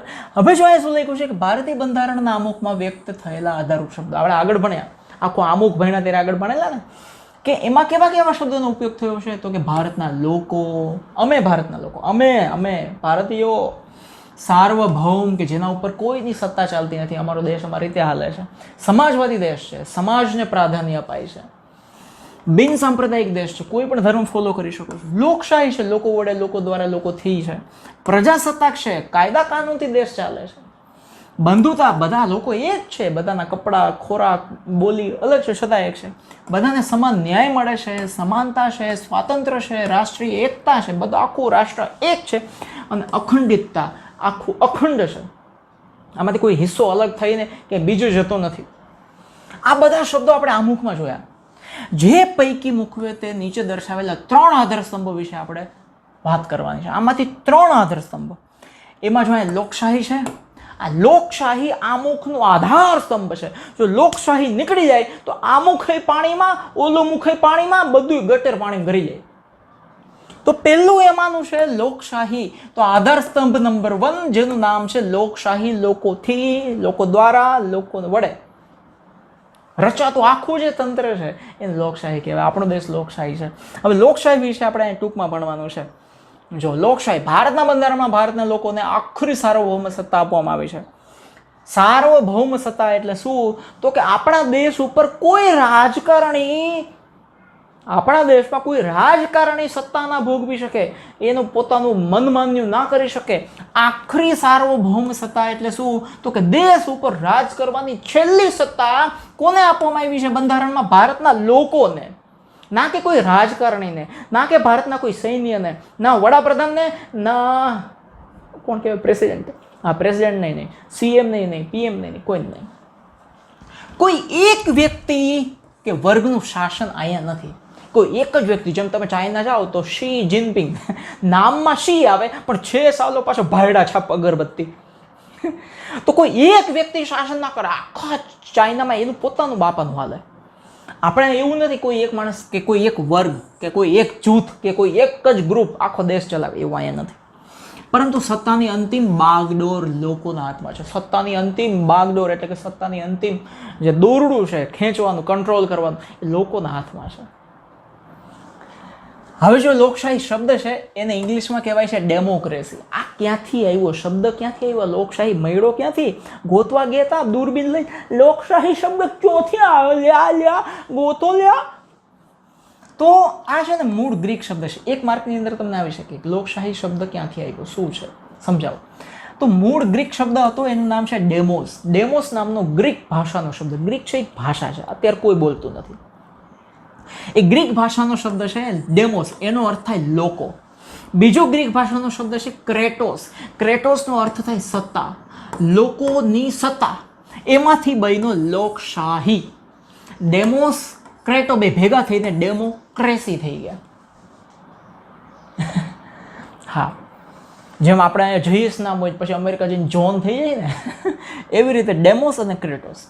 પછી છે રાજ્ય સત્તા. અમુક વ્યક્તિઓના હાથમાં નિરંકુશ રીતે સ્થાપિત થયેલી નથી. રાજ્ય સત્તા એટલે કે દેશ ચલાવવાની જે સત્તા છે એ અમુક લોકોના હાથમાં નિરંકુશ એટલે કે કોઈ અંકુશ વગર, કોઈ કંટ્રોલ વગર કોઈના હાથમાં જતી જ નથી, પણ લોકોના હાથમાં છે.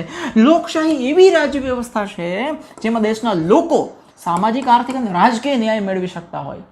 સામાજિક ન્યાય, આર્થિક ન્યાય, રાજકીય, બધી જ પ્રકારના ન્યાય એને મળે. લોકોના હાથમાં છે. અને રાજ્ય વ્યવસ્થામાં ભાગ લેવાનો અધિકાર ધરાવતા હોય એને લોકશાહી કહેવાય. રાજ્ય વ્યવસ્થા એટલે શું? તો કે સીએમને પસંદ કરવાના હોય, પીએમને પસંદ કરવાના હોય, બધાને આ આખું તંત્ર, આખું જે આપણું દેશનું ચાલે છે એમાં જે માણસો ચલાવે છે એને પસંદ કરવામાં પાછળની મુખ્ય ભૂમિકા લોકોની હોય. બીજું જો હવે ભારતના બંધારણમાં સાર્વત્રિક પુખ્ત વય મતાધિકારના ધોરણે મતદારોએ ચૂંટેલ પોતાના પ્રતિનિધિઓ દ્વારા રચાતી સંસદ ને કારોબારી ને જવાબદાર હોય છે. જો હવે ભારતના બંધારણોમાં પુખ્ત વય, અહીંયા પુખ્ત વય એટલે 18+, 18 વર્ષના તમે થાવ એટલે તમને મત આપવાનો અધિકાર મળે. આપણો દેશ એ બાબતે સૌથી આગળ છે કે સૌથી પહેલાં આપણે જેવો દેશ આઝાદ થયો, જે દેશમાં જેટલા પણ લોકો, કોઈ પણ જ્ઞાતિ, બાઈઓ, ભાઈઓ, બધા જ છેવાડાના લોકો પણ ભણેલા અભણ બધા એને સીધો 18ની ઉંમર અને વધારેની ઉંમરના છો મત આપવાનો અધિકાર. જ્યારે અમેરિકા અને યુરોપમાં તો વર્ષો સુધી સ્ત્રીઓને મત જ આપવા નહોતા દેવાતા, અને જે નીચલા મજૂર વર્ગના લોકોને મત આપવા નહોતા દેતા. અને એ લોકો એમ કહે છે કે અમે એડવાન્સ, તંબુરામાંથી તમે એડવાન્સ. આપણે તો આઝાદ થયો સીધો જ બધાને મત આપવાનો અધિકાર આપી દીધો. પછી આપણે મતદારો કહેવાય, જે મત આપીએ એ આપણે પ્રતિનિધિઓને ચૂંટીએ છીએ, વડાપ્રધાન કે શું કહેવાય, મુખ્યમંત્રી કે બધા. અને એનાથી આખી એક સંસદ, લોકસભા રચાય. આપણે મોદી દેશ લેવલે જ્યારે વડાપ્રધાન ચૂંટતા હોય, જે પાર્ટીને આપણે મત આપીએ ને એમાંથી જે વધારે પડતા મત મેળવે છે એ લોકસભામાં જાય, એને સાંસદ કહેવાય આપણા. અને કારોબારી મંડળ એટલે કે પ્રધાનમંડળ અને વહીવટી તંત્ર એટલે કે જે આપણો દેશ ચલાવનારા જે એજ્યુકેશન એટલે કે શિક્ષણ મંત્રી હોય ને, ડિફેન્સ મિનિસ્ટર એટલે કે રક્ષા મંત્રી હોય ને, આ બધા જે મંત્રીઓ છે એને વહીવટી તંત્ર, એ આખો દેશના મેઇન મંત્રીઓ એ બધું જે ચલાવતા હોય એને બધાને આપણે પસંદ કરીએ છીએ અને એને જવાબદાર છે. ભારતના બંધારણમાં બધા જે આપણે બધા પસંદ કરીએ છીએ એને આપણે જવાબદાર છે બધા. કારોબારીને અબાધિત સત્તા નથી. આ કારોબારી કરવાવાળા જેટલા પ્રધાનમંડળ અને વહીવટી તંત્રમાં જેટલા મંત્રીઓ છે એને અબાધિત સત્તા નથી. એવું નથી કે એની પાસે અનલિમિટેડ સત્તા આવી ગઈ, જેમ ફાવે એમ કરે, મન ફાવે એમ કરે, ગમે એવા નિર્ણય લઈ લે, એવી કોઈ સત્તા નથી. એને બાધિત સત્તા છે એટલે કે કંટ્રોલવાળી સત્તા છે. એના ઉપર કંટ્રોલ છે. એકવાર ત્યાં પહોંચી ગયા પછી કે હવે હું દેશનો વડો પ્રધાન, હું ધારું એમ થાય, કાંઈ ન થાય. એને નિયત સમય મર્યાદા સુધી જ સત્તાનું સુકાન સોંપાય છે. નિયત સમય મર્યાદા સુધી એટલે કે શું, તો કે 5 વર્ષ સુધી જ એની પાસે સત્તા હોય. અને જો ગાંઠા ઠોઠા ઠાંટા ફૂફા ફંફા ફફા લફલા કરે 5 વર્ષ પછી ફેંકી દે, કાયમી સત્તા નથી. એ જ પ્રમાણે રાજ્ય અને સ્થાનિક કક્ષાએ મતદારો સરકારને ચૂંટી કાઢે છે. આ તો દેશ લેવલની વાત થઈ. સ્થાનિક લેવલે તો કે ભાઈ સરપંચને આપણે ચૂંટીએ છીએ એ 5 વર્ષ માટે આવે, મુખ્યમંત્રીને આપણા રાજ્ય લેવલે ચૂંટીએ છીએ એ 5 વર્ષ માટે આવે. આમ લોકશાહી રાજ્ય એટલે કે જો હવે લોકશાહી શું, રાજ્ય એટલે કે લોકોનું, લોકો વડે, લોકો માટે ચાલતું રાજ્ય. લોકશાહી એટલે શું, કદાચ આગળ મેં એકાદ શબ્દમાં ફેરફાર કર્યો, લોકોનું, લોકો વડે, લોકો માટે, લોકોથી, લોકો દ્વારા, લોકો માટે. હા એ જ, લોકોનું, લોકો વડે અને લોકો માટે ચાલતું રાજ્ય. તમને એક માર્કમાં ટૂંકમાં પૂછે લોકશાહી એટલે શું, તો કે એક એવું રાજ્ય જેમાં લોકોનું, લોકો વડે, લોકો માટે ચાલતું રાજ્ય. લોકોનું પોતાનું રાજ્ય, લોકો વડે ચાલતું રાજ્ય, લોકો માટે ચાલતું રાજ્ય. સાચી સત્તા લોકોના પ્રતિનિધિઓથી એમાં લોકોના પ્રતિનિધિઓમાંથી બનેલા પ્રધાનમંડળમાં જ સ્થાપિત થયેલી હોય છે. સત્તા કોની પાસે હોય, તો કે આપણે જેને ચૂંટ્યા હોય, આપણે જેને મત દીધો હોય અને એમાં વધારે જેને મત મળ્યા હોય એ જે અધિકારી આવે એ પ્રધાનમંડળમાં, એની પાસે સત્તા હોય. પ્રધાનમંડળની રચના સંસદમાંથી જ કરવામાં આવે. સંસદ સભા હોય ખબર છે, લાઈવ ટીમ બધા ઘણીવાર જોડા લઈને મંડાણા હોય એકબીજાને મારવા, બધા જેને આપણે જ ચૂંટી કાઢેલા હોય. અને ત્યાંથી પ્રધાનમંડળની રચના કરવામાં આવે. એટલે કે એનો પ્રધાનમંડળનો જે હેડ હોય, મુખ્ય, એ પ્રધાનમંત્રી હોય. પછી એ બધા પ્રધાનોને ચૂંટે કે તમારે અહીંયા કામ કરવાનું, તમારે શિક્ષણમાં કામ કરવાનું, તમારે બાળકો અને મહિલાઓ માટે કામ કરવાનું, તમારે રેલવેનું કામ કરવાનું, તમારે રોડ મકાન વિભાગનું કામ કરવાનું, તમારે આનું કામ કરવાનું. એની થાય. પ્રધાનમંડળ સંસદને જવાબદાર હોય છે. પ્રધાનમંડળને જવાબ ક્યાં આપવાનો, આ બધા કામ કર્યા કે નહીં. આ પ્રધાનો બધા ભેગા થઈને જે મંડળ બને, ગ્રુપ બને, એ જવાબ ક્યાં આપે, તો કે એને સંસદમાં જવાબ આપવાનો હોય. ક્યાં? સંસદમાં. અને સંસદ જ્યારે લોકસભાનું લાઈવ હોય ત્યારે લાઈવ થતું હોય, બધા સાંભળી શકે એમ ચર્ચાઓ થતી હોય. ભારત પ્રજાસત્તાક રાજ્ય એટલા માટે છે, જોજો પ્રજાસત્તાક શું કામ છે. ભારત પ્રજાસત્તાક રાજ્ય એટલા માટે છે કે ભારતનો કોઈ પણ નાગરિક બંધારણમાં નિર્ધારિત કરેલી લાયકાતો ધરાવતો હોય અને તે વ્યક્તિ સાર્વત્રિક પુખ્ત વય મતાધિકારથી ચૂંટાઈ આવે છે. જો પ્રજાસત્તાક શું કામ, પ્રજાસત્તાક એટલે શું, પ્રજાની સત્તાવાળો દેશ. એ શું કામ છે કે કોઈ પણ વ્યક્તિ ભારતનો હોય, જે ભારતના નાગરિક બંધારણમાં નિર્ધારિત કરેલી લાયકાત, બંધારણમાં કીધું છે કે તમારે જો સત્તામાં આવવું હોય, તમારે જો ચૂંટાઈને આવવું હોય તો તમારી પાસે આટલી આગળ આવશે આ પાઠની અંદર, કે તમારે આટલી તમારી પાસે લાયકાતો હોવી જોઈએ. કે 25 વર્ષ કે 35 વર્ષની ઉંમરથી મોટા હોવા જોઈએ. આટલી તમારી તમે માનસિક રીતે રોગી કે માનસિક રીતે ગાંડા ના હોવા જોઈએ. આવી સત્તાઓ તમારે, આવી લાયકાતો તમારી પાસે હોવી જોઈએ. એવી લાયકાતો હોય તો તમે મતાધિકારથી ચૂંટાઈ આવો, તમને ઊભો રહેવાનો, ચૂંટણીમાં ઊભો રહેવાનો અધિકાર મળે છે. એટલે આપણે પ્રજાસત્તાક છીએ. તે કોઈ પણ વંશ પરંપરાગત વારસાના આધીન આ પદ પ્રાપ્ત કરી શકતો નથી. મારા બાપા સીએમ હતા, મુખ્યમંત્રી, મારા બાપા વડાપ્રધાન હતા તો હું બનીશ, આ વારસાગત નથી કાંઈ. આમાં બાપાય ઉડી જાય ને છોકરા ભાઈ ઉડી જાય. 5 વર્ષ સુધી જ તે સામાન્ય તે સત્તા ઉપર રહી શકે છે. કેટલા વર્ષ? 5 વર્ષનો ખેલ હોય. જો સારા કામ ને સારા ધંધા કર્યા, ખરેખર લોકો માટે કામ કર્યું તો લોકો એને બીજી વાર ખોબલે મત આપશે. સંસદીય સરકાર સંયુક્ત જવાબદારીના સિદ્ધાંત પર કામ કરે છે. સંસદીય સરકાર એટલે કે જે સંસદથી બનેલી જે સરકાર છે, બચ્ચા, બાળકો, એ સંયુક્ત જવાબદારીના સિદ્ધાંત ઉપર કે બધાની બરાબરની જવાબદારી છે. એ જવાબદારીઓને લઈને હાલવાનું છે. જો એમાં કંઈ કાચા પોચા પડ્યા, ઢીલા પોચા થઈ ગયા તો ઢેફા મારીને લોકો કાઢશે આપણને. તેથી તેને જવાબદાર સરકાર પણ કહેવાય છે. ભારતની લોકશાહી સરકાર સ્વતંત્રતા, સમાનતા, બંધુતાની ભાવના, યાદ રાખજો. કઈ વસ્તુ ઉપર ભારતની લોકશાહી છે? હા, સ્વતંત્રતા, સમાનતા, બંધુતાની ભાવનાને સ્વીકારે છે. અને તે હેતુઓને પૂર્ણ કરવા માટે હંમેશા પ્રયત્નશીલ હોય છે. એવી સ્પષ્ટતા આમુખમાં જ લખેલી છે કે સમાનતા હોવી જોઈએ બધાની વચ્ચે. જો અહીં ઉપર લખ્યા ને 3 પોઈન્ટ, કયા? સ્વતંત્રતા, સમાનતા અને બંધુતા, એની ભાવના અમે હંમેશા રાખશું. એવું તો આમુખમાં સ્પષ્ટતા કરેલી છે. હવે તો રાખવું જ પડે. નહીંતર આમખો જ એને ઝાપટ મારે. બંધારણના ઘડવૈયાઓએ, જે બંધારણના ઘડવૈયાઓ હતા ને, કેટલાક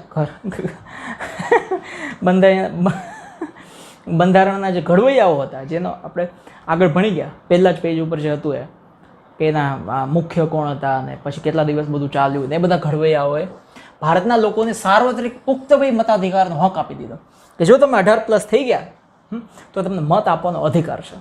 એવી હિંમતપૂર્વકની શ્રદ્ધા મૂકી દીધી, તમે મત આપી શકો, કોઈ રોકી ના શકે.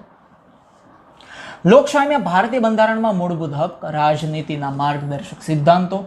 મૂળભૂત હક એટલે શું? ખાવું, પીવું, ભણવું, હોસ્પિટલ, તમે ગાય પણ બોલી શકો, આ બધા તમારા મૂળભૂત હક છે, એ તમને મળવા જોઈએ. બીજું છે રાજનીતિના માર્ગદર્શક સિદ્ધાંતો, કે રાજનીતિ એટલે કે રાજકારણમાં, એટલે કે મુખ્યમંત્રી, વડાપ્રધાન, રાષ્ટ્રપતિએ દેશને આગળ લઈ જવા માટે શું શું કરવું જોઈએ, એ તો ભલે એ સ્વતંત્ર રીતે વિચારી શકે, પણ એણે બંધારણમાં જે માર્ગદર્શક સિદ્ધાંતો આપેલા છે એને અનુસરીને આગળ વધવું પડે, એને કહેવાય માર્ગદર્શક સિદ્ધાંતો. પછી સંસદ, ધારાસભા, સ્વતંત્ર નિષ્પક્ષ ન્યાયતંત્ર. કોર્ટ કોઈના બાપુજીની ન હોવી જોઈએ, નિષ્પક્ષ હોવી જોઈએ. કે ભાઈ ભાજપની સરકાર છે તો કોર્ટમાં ભાજપવાળા કે એમ જ થાય, એવું ના હોય.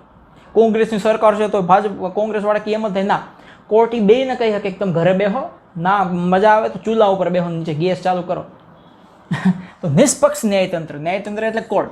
અને ચૂંટણી પંચ એટલે કે જે ચૂંટણી કરાવે ને, એને ચૂંટણી પંચ કહેવાય. એ કોઈ ભાજપના ના હોય, એ કોઈ કોંગ્રેસના ના હોય, એ સરકાર સ્પેશિયલ ચૂંટણી કમિશનર ને ચૂંટણી પંચ આખું નક્કી કરે અને એ ચૂંટણી કરાવે. અને આ બધા કાર્યોની જોગવાઈઓ ભારતને લોકશાહી રાજ્ય તરીકે ઘોષિત કરે છે. આ બધું છે આપણી પાસે, અને એનાથી સાબિત થાય છે કે આપણે લોકશાહી છીએ. સાર્વત્રિક પુખ્ત વય મતાધિકાર એટલે, જો હવે અહીં તમને એ પણ પૂછ્યું છે કે તમને 1 માર્કમાં આવી શકે, શું કે પુખ્ત વય મતાધિકાર એટલે શું? તો કે કોઈ પણ જાતિ, જ્ઞાતિ, ધર્મ, ભાષા, લિંગ, શિક્ષણ, આવક, જન્મસ્થાન, આનો કોઈ ભેદભાવ નહીં. કે તમારી જાતિ, તમે તો પાછળના વર્ગના છો, તમારી જાતિ તો આવી છે, એવું કોઈ કહી શકે નહીં, મત આપવાનો અધિકાર છીનવી શકે નહીં. કોઈ પણ જ્ઞાતિ, કોઈ પણ ધર્મ ફોલો કરતા, કોઈ પણ ભાષા બોલતા હોય, તમે લિંગ એટલે સ્ત્રી હોય કે પુરુષ હોય, તમે ભણેલા છો કે અભણ છો, તમારી આવક 1 રૂપિયો છે કે 50 લાખ છે, તમારો જન્મ અહીંયા થયો કે સિક્કિમમાં થયો કે તામિલનાડુ કાશ્મીરમાં થયો, કાંઈ ફેર પડતો નથી, તમે મત આપી શકો. હા, 18 વર્ષ કે તેથી વધારેની ઉંમરના તમે હોવા જોઈએ. તો અને ભારતનો કોઈ પણ નાગરિક હોય એને મત આપવાનો અધિકાર છે. હા, પણ એક વસ્તુ છે, મતદાર યાદીમાં નાગરિકના નામની નોંધણી ફરજિયાત છે. તમે સીધા ત્યાં જઈને તમે એમ કહો કે હું ભારતનો નાગરિક છું, 18 વર્ષનો ઉપરનો છું, મને મત આપવા દો, મને બટન દબાવવા દો. ના, હું બટન દબાવીશ, ના અમારે બટન દબાવવું છે, ના, એમ ના ચાલે. મતદારની જે યાદી છે એમાં નોંધણી તમારી હોવી જોઈએ. શું સમજ્યા? હા. તો જો આપણે શું ભણીએ છીએ ખબર છે ને, આમુખના આધારસ્તંભ. એમાં પહેલો આધારસ્તંભ આપણે લોકશાહી ભણી લીધો. બીજો આધારસ્તંભ છે કે સમાજવાદી શબ્દ. આમુખમાં સમાજવાદી નામનો શબ્દ હતો ને, હા, એના ઉપર હવે આપણે ફોકસ કરવાનું છે. જો સમાજવાદી શબ્દ છે, 1976માં કટોકટી શાસન દરમિયાન, 1976માં ભારતમાં કટોકટીનું શાસન હતું, ત્યારે 42મો સુધારો થયો ભારતના બંધારણમાં, અને એના આમુખમાં એક શબ્દ ઉમેરાયો જેનું નામ છે સમાજવાદી. ભારતીય બંધારણની મોટાભાગની જોગવાઈઓ પ્રત્યક્ષ કે પરોક્ષ રીતે સામાજિક ક્રાંતિ દ્વારા સામાજિક અને આર્થિક સમાનતા સાધીને કલ્યાણ રાજ સ્થાપવાનો મૂળ ઉદ્દેશ છે. એટલે કે જે જોગવાઈ એટલે એક પ્રકારની ભલામણો જે કરવામાં આવી છે, એમાં સામાજિક ક્રાંતિ એટલે કે સમાજનો ઉદ્ધાર થાય, સમાજ આગળ વધે. અને બીજું આર્થિક સમાનતા એટલે કે બધા આર્થિક રીતે, પૈસાકીય રીતે એક સરખા સ્ટેટસમાં હોય, એ રીતે કલ્યાણ રાજ સ્થાપવાનો મુખ્ય ઉદ્દેશ છે. કલ્યાણ રાજ એટલે સૌનું ભલું થાય, એવો મેઇન ઉદ્દેશ્ય છે. પછી જો આમુખમાં તમામ નાગરિકોને સામાજિક, રાજકીય અને આર્થિક ન્યાય, આ શબ્દ અને આ વાક્ય કેટલી વાર આવી ગયું, કે સામાજિક સમાન રીતે પ્રાપ્ત થાય એવી સમાજવાદી વિચારસરણી ધરાવતી સમાજ રચનાનું સ્થાપના, કે સમાજ આપણો એવો હોવો જોઈએ કે જેમાં આર્થિક રીતે, સામાજિક રીતે અને રાજકીય રીતે જેટલા લોકો રહે છે એને બધાને સરખો ન્યાય મળવો જોઈએ. આ મેઇન વિચાર છે, આ સમાજવાદ સ્થાપન કરવાનો મેઇન છે. જે રાજનીતિના માર્ગદર્શક સિદ્ધાંતોમાં, અને રાજનીતિ એટલે કે જે વડાપ્રધાન, મુખ્યમંત્રી, રાષ્ટ્રપતિ જે આપણો દેશ ચલાવે છે, એને માર્ગદર્શન કરતા જે સિદ્ધાંતો બંધારણમાં લખેલા છે, એનો ઉદ્દેશ એક જ છે કે સમાજમાં સમાજ રચના એવી સ્થાપન થાય કે જેમાં બધાને એક સરખો ન્યાય મળે. પછી છે સમાજવાદી સમાજ રચનામાં રાષ્ટ્રીય સંસાધનોની ન્યાયયુક્ત વહેંચણી. રાષ્ટ્રીય સંસાધનો એટલે શું? સંસાધન એટલે શું? તો કે રિસોર્સિસ કહેવાય એક રીતે, કે જેમાંથી દેશના લોકોને ફાયદો થતો હોય. પછી એ જંગલો હોય, કે ખાણમાંથી મળતા અનેક પ્રકારના ખનિજો હોય, કે પેટ્રોલિયમ હોય, કે વૃક્ષો હોય, કે નદીઓનું પાણી હોય, હવા, બધી જ વસ્તુ આવી જાય. એ જે સંસાધન છે એ ન્યાયયુક્ત એટલે કે જેટલા રાજ્યો છે, જેટલી પ્રકારના લોકો ભારતમાં રહે છે એને સરખી રીતે વહેંચાવવું જોઈએ. અને વહેંચણી, ઉત્પાદન અને વિતરણની વ્યવસ્થા રાજ્ય હસ્તક હોય. દેશના જે આપણું જે રાજ્ય એટલે ખાલી ગુજરાત રાજ્યની વાત નથી, આખો દેશને એક રાજ્ય કહી શકાય આપણું, એના હસ્તક હોય, એના હાથમાં હોવું જોઈએ. કોઈ પ્રાઇવેટ કે કોઈ બહારની કંપનીના હાથમાં ના હોવું જોઈએ. રાજ્યમાં વિવિધ વિસ્તારો, વ્યવસાયોમાં કાર્ય કરતા લોકો વચ્ચે આવકની અસમાનતા ઓછી કરવાનો પ્રયત્ન. એટલે કે રાજ્યમાં એટલે કે આખા દેશમાં અલગ અલગ એરિયામાં જેટલા લોકો કામ કરતા હોય એની જે આવક હોય એની અસમાનતા, કોઈની આવક 15,000 હોય, કોઈની 2,000 હોય, તો એ જે અસમાનતા છે ને એને ઓછી કરવાનો પણ એ હેતુ છે. એવો પણ પ્રયત્ન થવો જોઈએ કે બધાની એક સરખી આવકને બધા એક સરખું જીવન જીવે. કોઈ વ્યક્તિ કે સમૂહના હાથમાં સંપત્તિ કેન્દ્રિત થયેલી ના હોવી જોઈએ. કોઈ એક વ્યક્તિ કે કોઈ એક કંપની પાસે બધી સંપત્તિ ભેગી ના થઈ જવી જોઈએ. એ બહુ મોટું નુકસાન કરે. સૌને સ્વસ્થ અને ગૌરવપૂર્વક વિકાસની તક મળે, એટલે કે દવાખાનાથી લઈને આગળ વધવાની જે તકો છે એ બધાને સરખી મળવી જોઈએ. દવાખાનાની સગવડ બધાને સરખી મળવી જોઈએ. ખાલી પૈસાદારો જ રૂમ બુક કરીને ઓક્સિજનના બાટલા લઈને બેસી જાય એમ ન હાલે. અને સગવડો પ્રાપ્ત થાય જે દ્વારા સામાજિક કલ્યાણ, તો જ સમાજનું કલ્યાણ થાય. અને ગરીબ તવંગરના ભેદોને નાબૂદ કરવાનું. જે ગરીબ છે, જે તવંગર છે, જેની પાસે કાંઈ નથી, જે લોકોની લાઈફ બિચારી બહુ ખરાબ છે, એ લોકોને સારી તક મળે, એનું જીવન ધોરણ ઊંચું આવે, એ આપણે વિચારવાનું છે. તો એને સમાજવાદી દેશ કહેવાય. તેઓમાં સામાજિક અને આર્થિક કલ્યાણ સાધવાનો પ્રયત્ન કરવા બંધારણમાં રાજ્યોને માર્ગદર્શન આપેલ છે કે તમારે ભાઈ આવું કરવું તો સમાજ એક સરખો સરસ થશે. તેથી ભારતીય બંધારણ એક સામાજિક દસ્તાવેજ છે. એટલે કહી શકાય કે ભારતીય બંધારણ એક સામાજિક દસ્તાવેજ છે. હું તમને અહીંયા ક્લિયર કરી દઉં કે આ પ્રશ્ન તમને પૂછાય, ભારતીય બંધારણ એક સામાજિક દસ્તાવેજ છે, શા માટે? આવો પ્રશ્ન પૂછાય તો આખે આખું લખવાનું રહે તમારે, બરાબર. પછી 3 નંબર છે બિન સાંપ્રદાયિકતા. 1976ના જો આમુખના આધારસ્તંભ, પહેલું લોકશાહી, બીજો સમાજવાદી અને ત્રીજું બિન સાંપ્રદાયિકતા. 1976ના 42માં બંધારણીય સુધારા તો આપણને ખબર જ છે. એમાં બિન સાંપ્રદાયિક શબ્દ પણ ઉમેરવામાં આવ્યો. ભારત એક ધર્મનિરપેક્ષ કે બિન સાંપ્રદાયિક એટલે કે સેક્યુલર રાજ્ય છે. ભારત એક કેવું રાજ્ય છે? ધર્મનિરપેક્ષ એટલે કે સેક્યુલર. એટલે કે કોઈ એક ધર્મનું અહીંયા ચાલતું નથી. અહીંયા કોઈ પણ ધર્મ, ભારત સરકાર જે છે, સરકાર કોઈ એક ધર્મને પ્રાધાન્ય ના આપી શકે. બધા ધર્મોને એને સરખી રીતે રાખવાના. એને સાંપ્રદાયિક રાજ્ય, બિન સાંપ્રદાયિક રાજ્ય કહેવાય. બંધારણીય જોગવાઈ મુજબ ભારત ધાર્મિક રાજ્ય બની શકે નહીં. બંધારણમાં જેવું લખેલું છે, પાકિસ્તાન છે ને એ મુસ્લિમ દેશ છે, મુસ્લિમ રાજ્ય કહી શકાય. એના બંધારણમાં એ રીતનું છે. ભારતના બંધારણમાં એવું લખ્યું છે કે તમે ધાર્મિક રાજ્ય, ભારત ધાર્મિક દેશ ના બની શકે. ભારતના રાજ્યને પોતાનો કોઈ ધર્મ નથી. તેથી ધર્મની બાબતમાં રાજ્ય કોઈ દખલગીરી કરશે નહીં. કોઈ દખલગીરી ધર્મની બાબતમાં રાજ્ય ના કરી શકે. તેથી રાજ્ય કોઈ પણ ધાર્મિક પ્રવૃત્તિને ટેકો આપી શકે નહીં. રાજ્ય કોઈ પણ બિન સાંપ્રદાયિક પ્રવૃત્તિઓ સાથે ધર્મને જોડી શકે નહીં. દેશના કોઈ પણ નાગરિકને પોતાની ઈચ્છા અનુસાર ગમે તે ધર્મ પાળવાની સ્વતંત્રતા છે. કોઈ બળજબરી ના કરી શકે કે તમે પરાણે હિન્દુ બનો એવું કોઈ ના કહી શકે. તમે પરાણે મુસ્લિમ બનો એવું કોઈ ના કહી શકે. તમે પરાણે ક્રિશ્ચિયન બનો એવું કોઈ ના કહી શકે. રાજ્ય ધર્મ કે સંપ્રદાયના નામે કોઈ પણ નાગરિક પ્રત્યે પક્ષપાત કે ભેદભાવ ના કરી શકે. તમે હિન્દુઓ છો, તમે સાઈડ માર્યો, તમે મુસ્લિમો છો, તમે સાઈડ માર્યો, એવી રીતે કોઈની સાથે ભેદભાવ ના થાય. અહીંયા તેને જાહેર નોકરી તેમજ રાજકીય અધિકારો ભોગવવાની સમાન તક આપવામાં આવે. ચાહે હિન્દુ, મુસ્લિમ, ક્રિશ્ચિયન, જૈન, બૌદ્ધ કોઈ પણ હોય, શીખ, બધાને એક સરખી રીતે રાજકીય હોદ્દા મળી શકે. આમ બિન સાંપ્રદાયિકતા અને બંધારણનું મૂળ તત્વ અને લોકશાહીનું અનિવાર્ય લક્ષણ ગણાય છે. કે લોકશાહીનું અનિવાર્ય લક્ષણ શું? તો કે ભારત બિન સાંપ્રદાયિક દેશ છે. અને છેલ્લો પેરેગ્રાફ, આધાર સ્તંભમાં 3 આધાર સ્તંભ: લોકશાહી, સમાજવાદી અને બિન સાંપ્રદાયિકતા. એમાં બિન સાંપ્રદાયિકતા, સર્વધર્મ સમદ્રષ્ટિ અને સર્વધર્મ સમભાવ, આ સિદ્ધાંતો ભારતીય બંધારણમાં છે. અને એમાં જ એને ઉત્તેજન આપવામાં નહીં આવે કે કોઈ એક ધર્મને ઉત્તેજન ના આપવાય, કોઈ એક ધર્મને આગળ વધારવામાં ના આવે. સર્વધર્મ સમભાવ, બધા ધર્મ સરખા, સર્વધર્મ સમદ્રષ્ટિ, બધા ધર્મની બાબતે સરકારે બધાની સામે સમદ્રષ્ટિએ જોવાનું. વ્યક્તિને પોતાની ધાર્મિક માન્યતા ગમે તે ધર્મમાં માની શકે, પોતાની આસ્થા શ્રદ્ધા રાખવા સાથે તેના પ્રચાર પ્રસાર કરવાના નાગરિકના અધિકાર અને રાજ્યનો કોઈ પ્રતિબંધ કે અવરોધ નથી.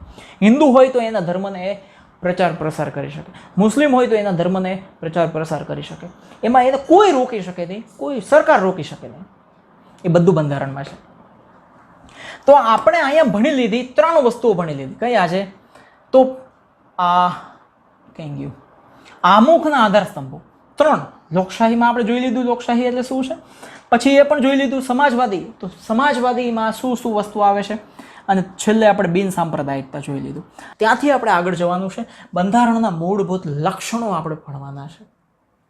ઓકે, 26મી જાન્યુઆરી 1950થી યાદ રાખજો. હવે અહીંયાથી તમારે ખાસ યાદ રાખવાનું છે.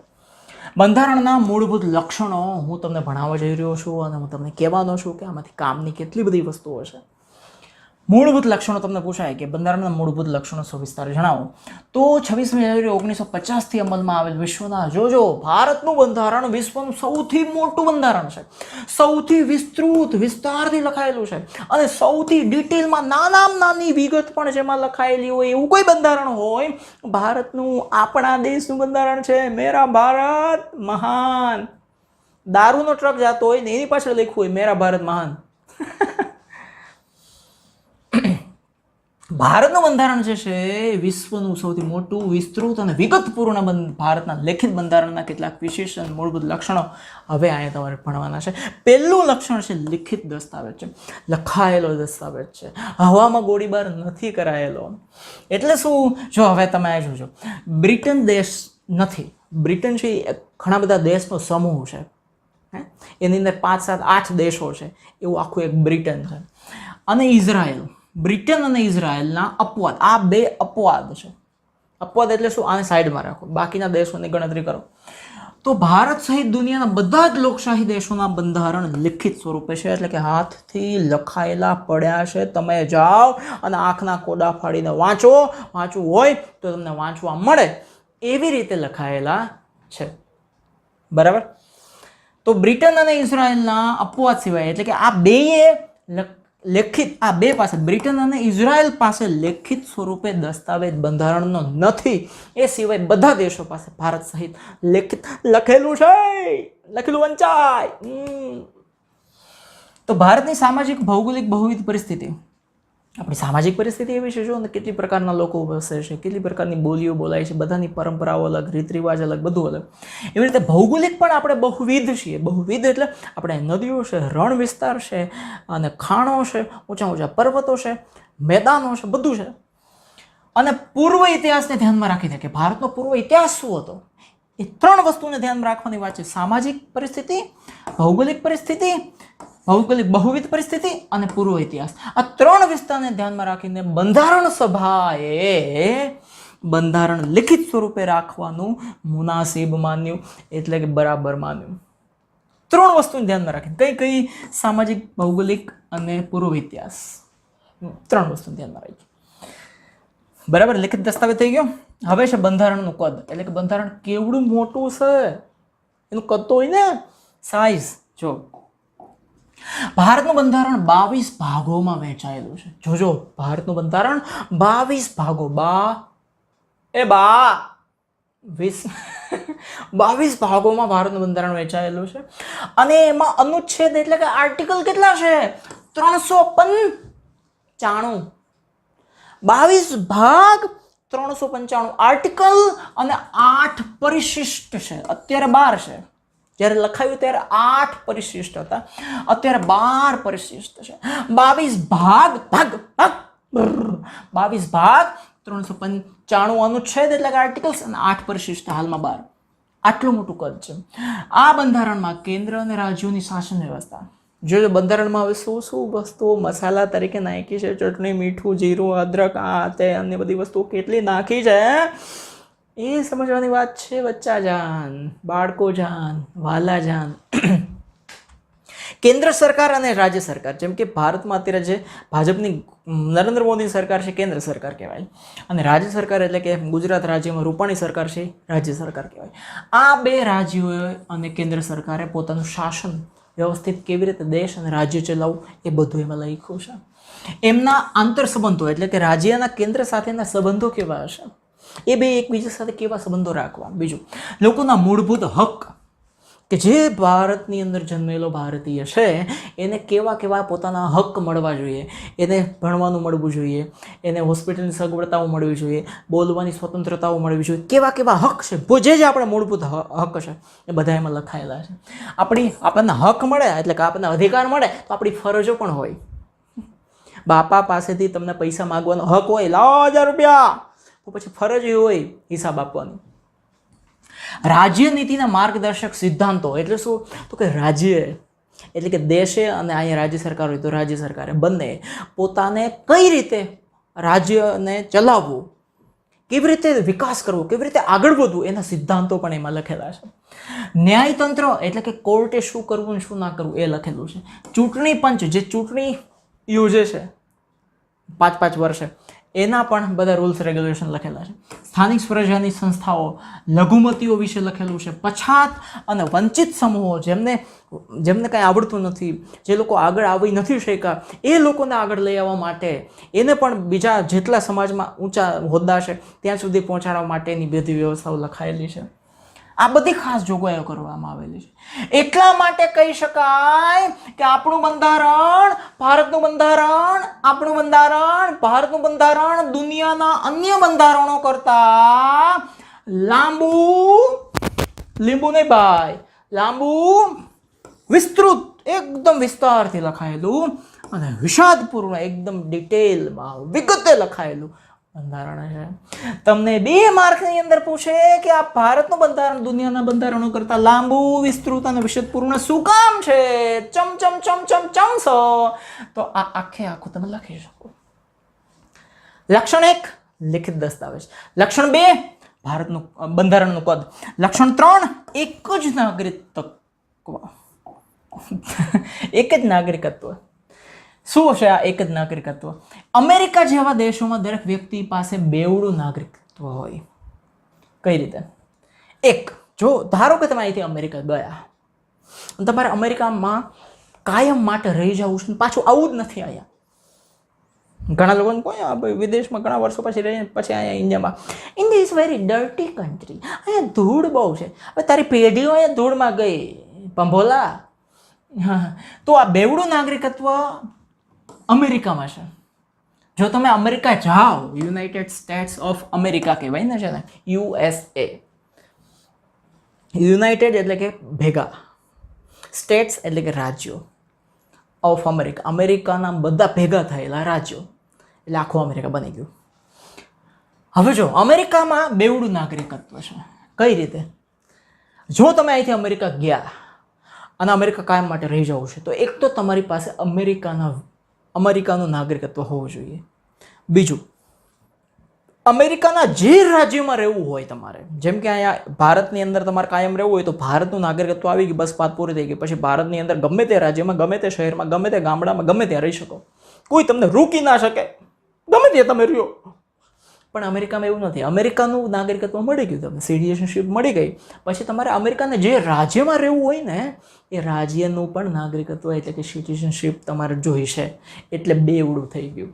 જો જે રાજ્યમાં વસવાટ કરતી હોય તે રાજ્યનું નાગરિકત્વ ધરાવે છે. જ્યારે ભારતમાં ગમે તે રાજ્યમાં આપણે રહેતા હોઈએ, પરંતુ આપણે એક જ નાગરિકત્વ એટલે કે ભારતીય જ નાગરિકત્વ ધરાવીએ છીએ.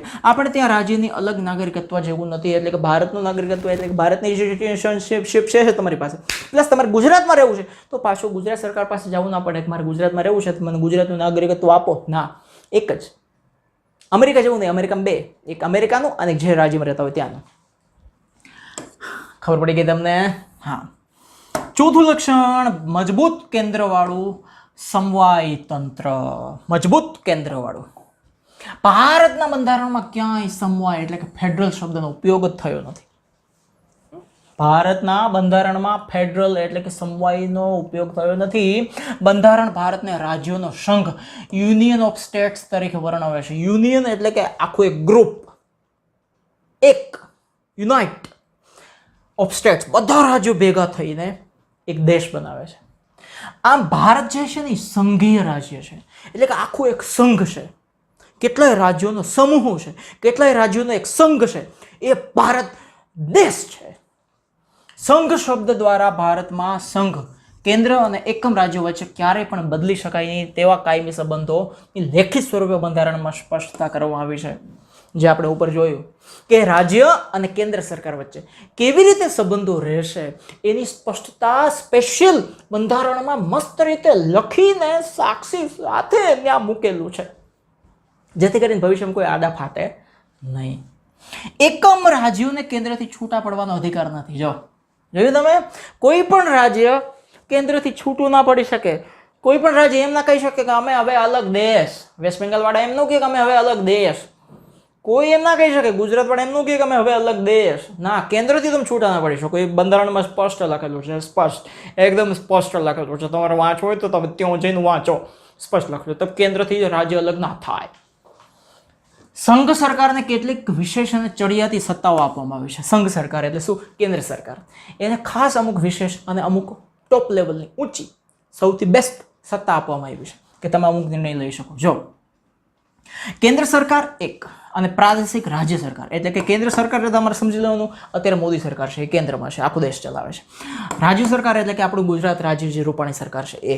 આ બે સરકાર વચ્ચે આ કેન્દ્ર સરકારને કઈ સત્તા મળશે એ કેવા કેવા નિર્ણયો લઈ શકે, અને રાજ્ય સરકાર પાસે કેવી સત્તાઓ છે એ કેવા કેવા નિર્ણયો લઈ શકે, એની સ્પષ્ટ વહેંચણી કરવામાં આવી છે, જેથી કરીને ભવિષ્યમાં કે બાખડ બિલાડાઓની જેમ બાજે નહીં, આ નિર્ણય તો હું લઉં, આ નિર્ણય તો હું લઉં, કોઈ બાજે નહીં. એટલે એની સ્પષ્ટતા કરવામાં આવી છે, જેથી રાજ્ય સરકાર પોતાના જ પ્રદેશ ઉપર પોતાના કાર્યક્ષેત્રની અનુસંધાને પોતાના કાયદાઓ ઘડી શકે. જો રાજ્ય સરકાર પોતાના અમુક કાયદાઓ ઘડી શકે છે.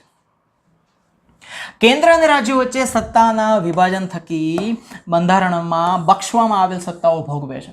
બંધારણમાં જેટલી સત્તાઓ કેન્દ્રને આપી હોય એટલી જ સત્તાએ ભોગવી શકે. બંધારણમાં જેટલી સત્તાઓ રાજ્યને આપી હોય એટલી જ રાજ્ય સત્તા ભોગવી શકે, એનાથી વધારે નહીં. સમવાય તંત્રમાં તટસ્થ, નિષ્પક્ષ અને સ્વતંત્ર ન્યાયતંત્ર છે. જો યાદ રાખજો, સમવાય તંત્રમાં ન્યાયતંત્ર જે છે, ન્યાયતંત્ર એટલે કે કોર્ટ. આપણી કોર્ટો કેવી છે તો કે તટસ્થ, કોઈના પક્ષમાં ના હોય. ના ભાજપ, ના કોંગ્રેસ, ના આપ, ના બાપ, ના ચાપ, ના લાપ, ના કાપ, તે તો તે યે યા લ લ લ લ હો હો હો. નિષ્પક્ષ, કોઈના પક્ષમાં નહીં. સ્વતંત્ર ન્યાયતંત્ર છે, મતલબ આપણી જે કોર્ટ છે, ન્યાયતંત્ર જે છે, એના ઉપર કોઈનું ચાલે નહીં. કેન્દ્ર સરકાર એમ ના કહી શકે કે કેન્દ્રમાં અમારી સરકાર છે, હા અમે કહીએ ચુકાદા આપવાના, તો કોર્ટ સામે જ કહી દે ઘરે બેહો, અમને જે બંધારણ પ્રમાણે લાગશે એ જ ચુકાદો આપશો. બરાબર? જે કેન્દ્ર અને રાજ્યો વચ્ચે સત્તાના અને કાર્યોના વિભાજનના સંદર્ભે કોઈ મડાગાંઠ થાય તો તે બંધારણનું અર્થઘટન કરી તેનું નિરાકરણ લાવવાની કામગીરી કરે છે. કેવા અઘરા શબ્દોમાં લખ્યું છે, પણ હાવ સરળ શું છે ખબર છે? કોર્ટ, ન્યાયતંત્રનું કામ શું છે? એક રાજ્ય સરકાર, બીજું કેન્દ્ર સરકાર. એ બેયની વચ્ચે રાજ્ય સરકાર એમ કે આ સત્તા અમારી છે, કેન્દ્ર સરકાર એમ કે આ તો અમે નિર્ણય લેશું. એ બેયની વચ્ચે જ્યારે ઝઘડો થાય, બાધાબાધી થાય, બાગડ બિલ્લા બે સામે સામે આવે, ત્યારે કોર્ટ વચ્ચે પડે અને બંધારણમાં જે રીતે લખ્યું હોય એ લખેલું લઈ આવે અને બે કેન્દ્ર સરકાર અને રાજ્ય સરકારના સામે બેહાડે. આ જો વાંચો, કોડા કાઢો, આંખો કાઢી વાંચો, ભંભોટી આવ, બેને વંચાવે અને એ બંધારણમાં જે લખ્યું હોય એનું પરફેક્ટ અર્થઘટન કરે અને એનું સોલ્યુશન લઈ આવે. આ કોર્ટ, ખબર પડે? મજબૂત કેન્દ્રવાળું સમવાય તંત્ર. ઓકે, ભારતમાં કેન્દ્ર અને રાજ્યો વચ્ચે સત્તાનું સ્પષ્ટ અને વિશદ વિભાજન કરવામાં આવ્યું છે, જે માટે 3 યાદીઓ બંધારણમાં મૂકવામાં આવી છે. એક કેન્દ્રની યાદી, બીજી રાજ્યોની યાદી અને ત્રીજી છે સંયુક્ત યાદી. પછી છે શેષ સત્તાઓ.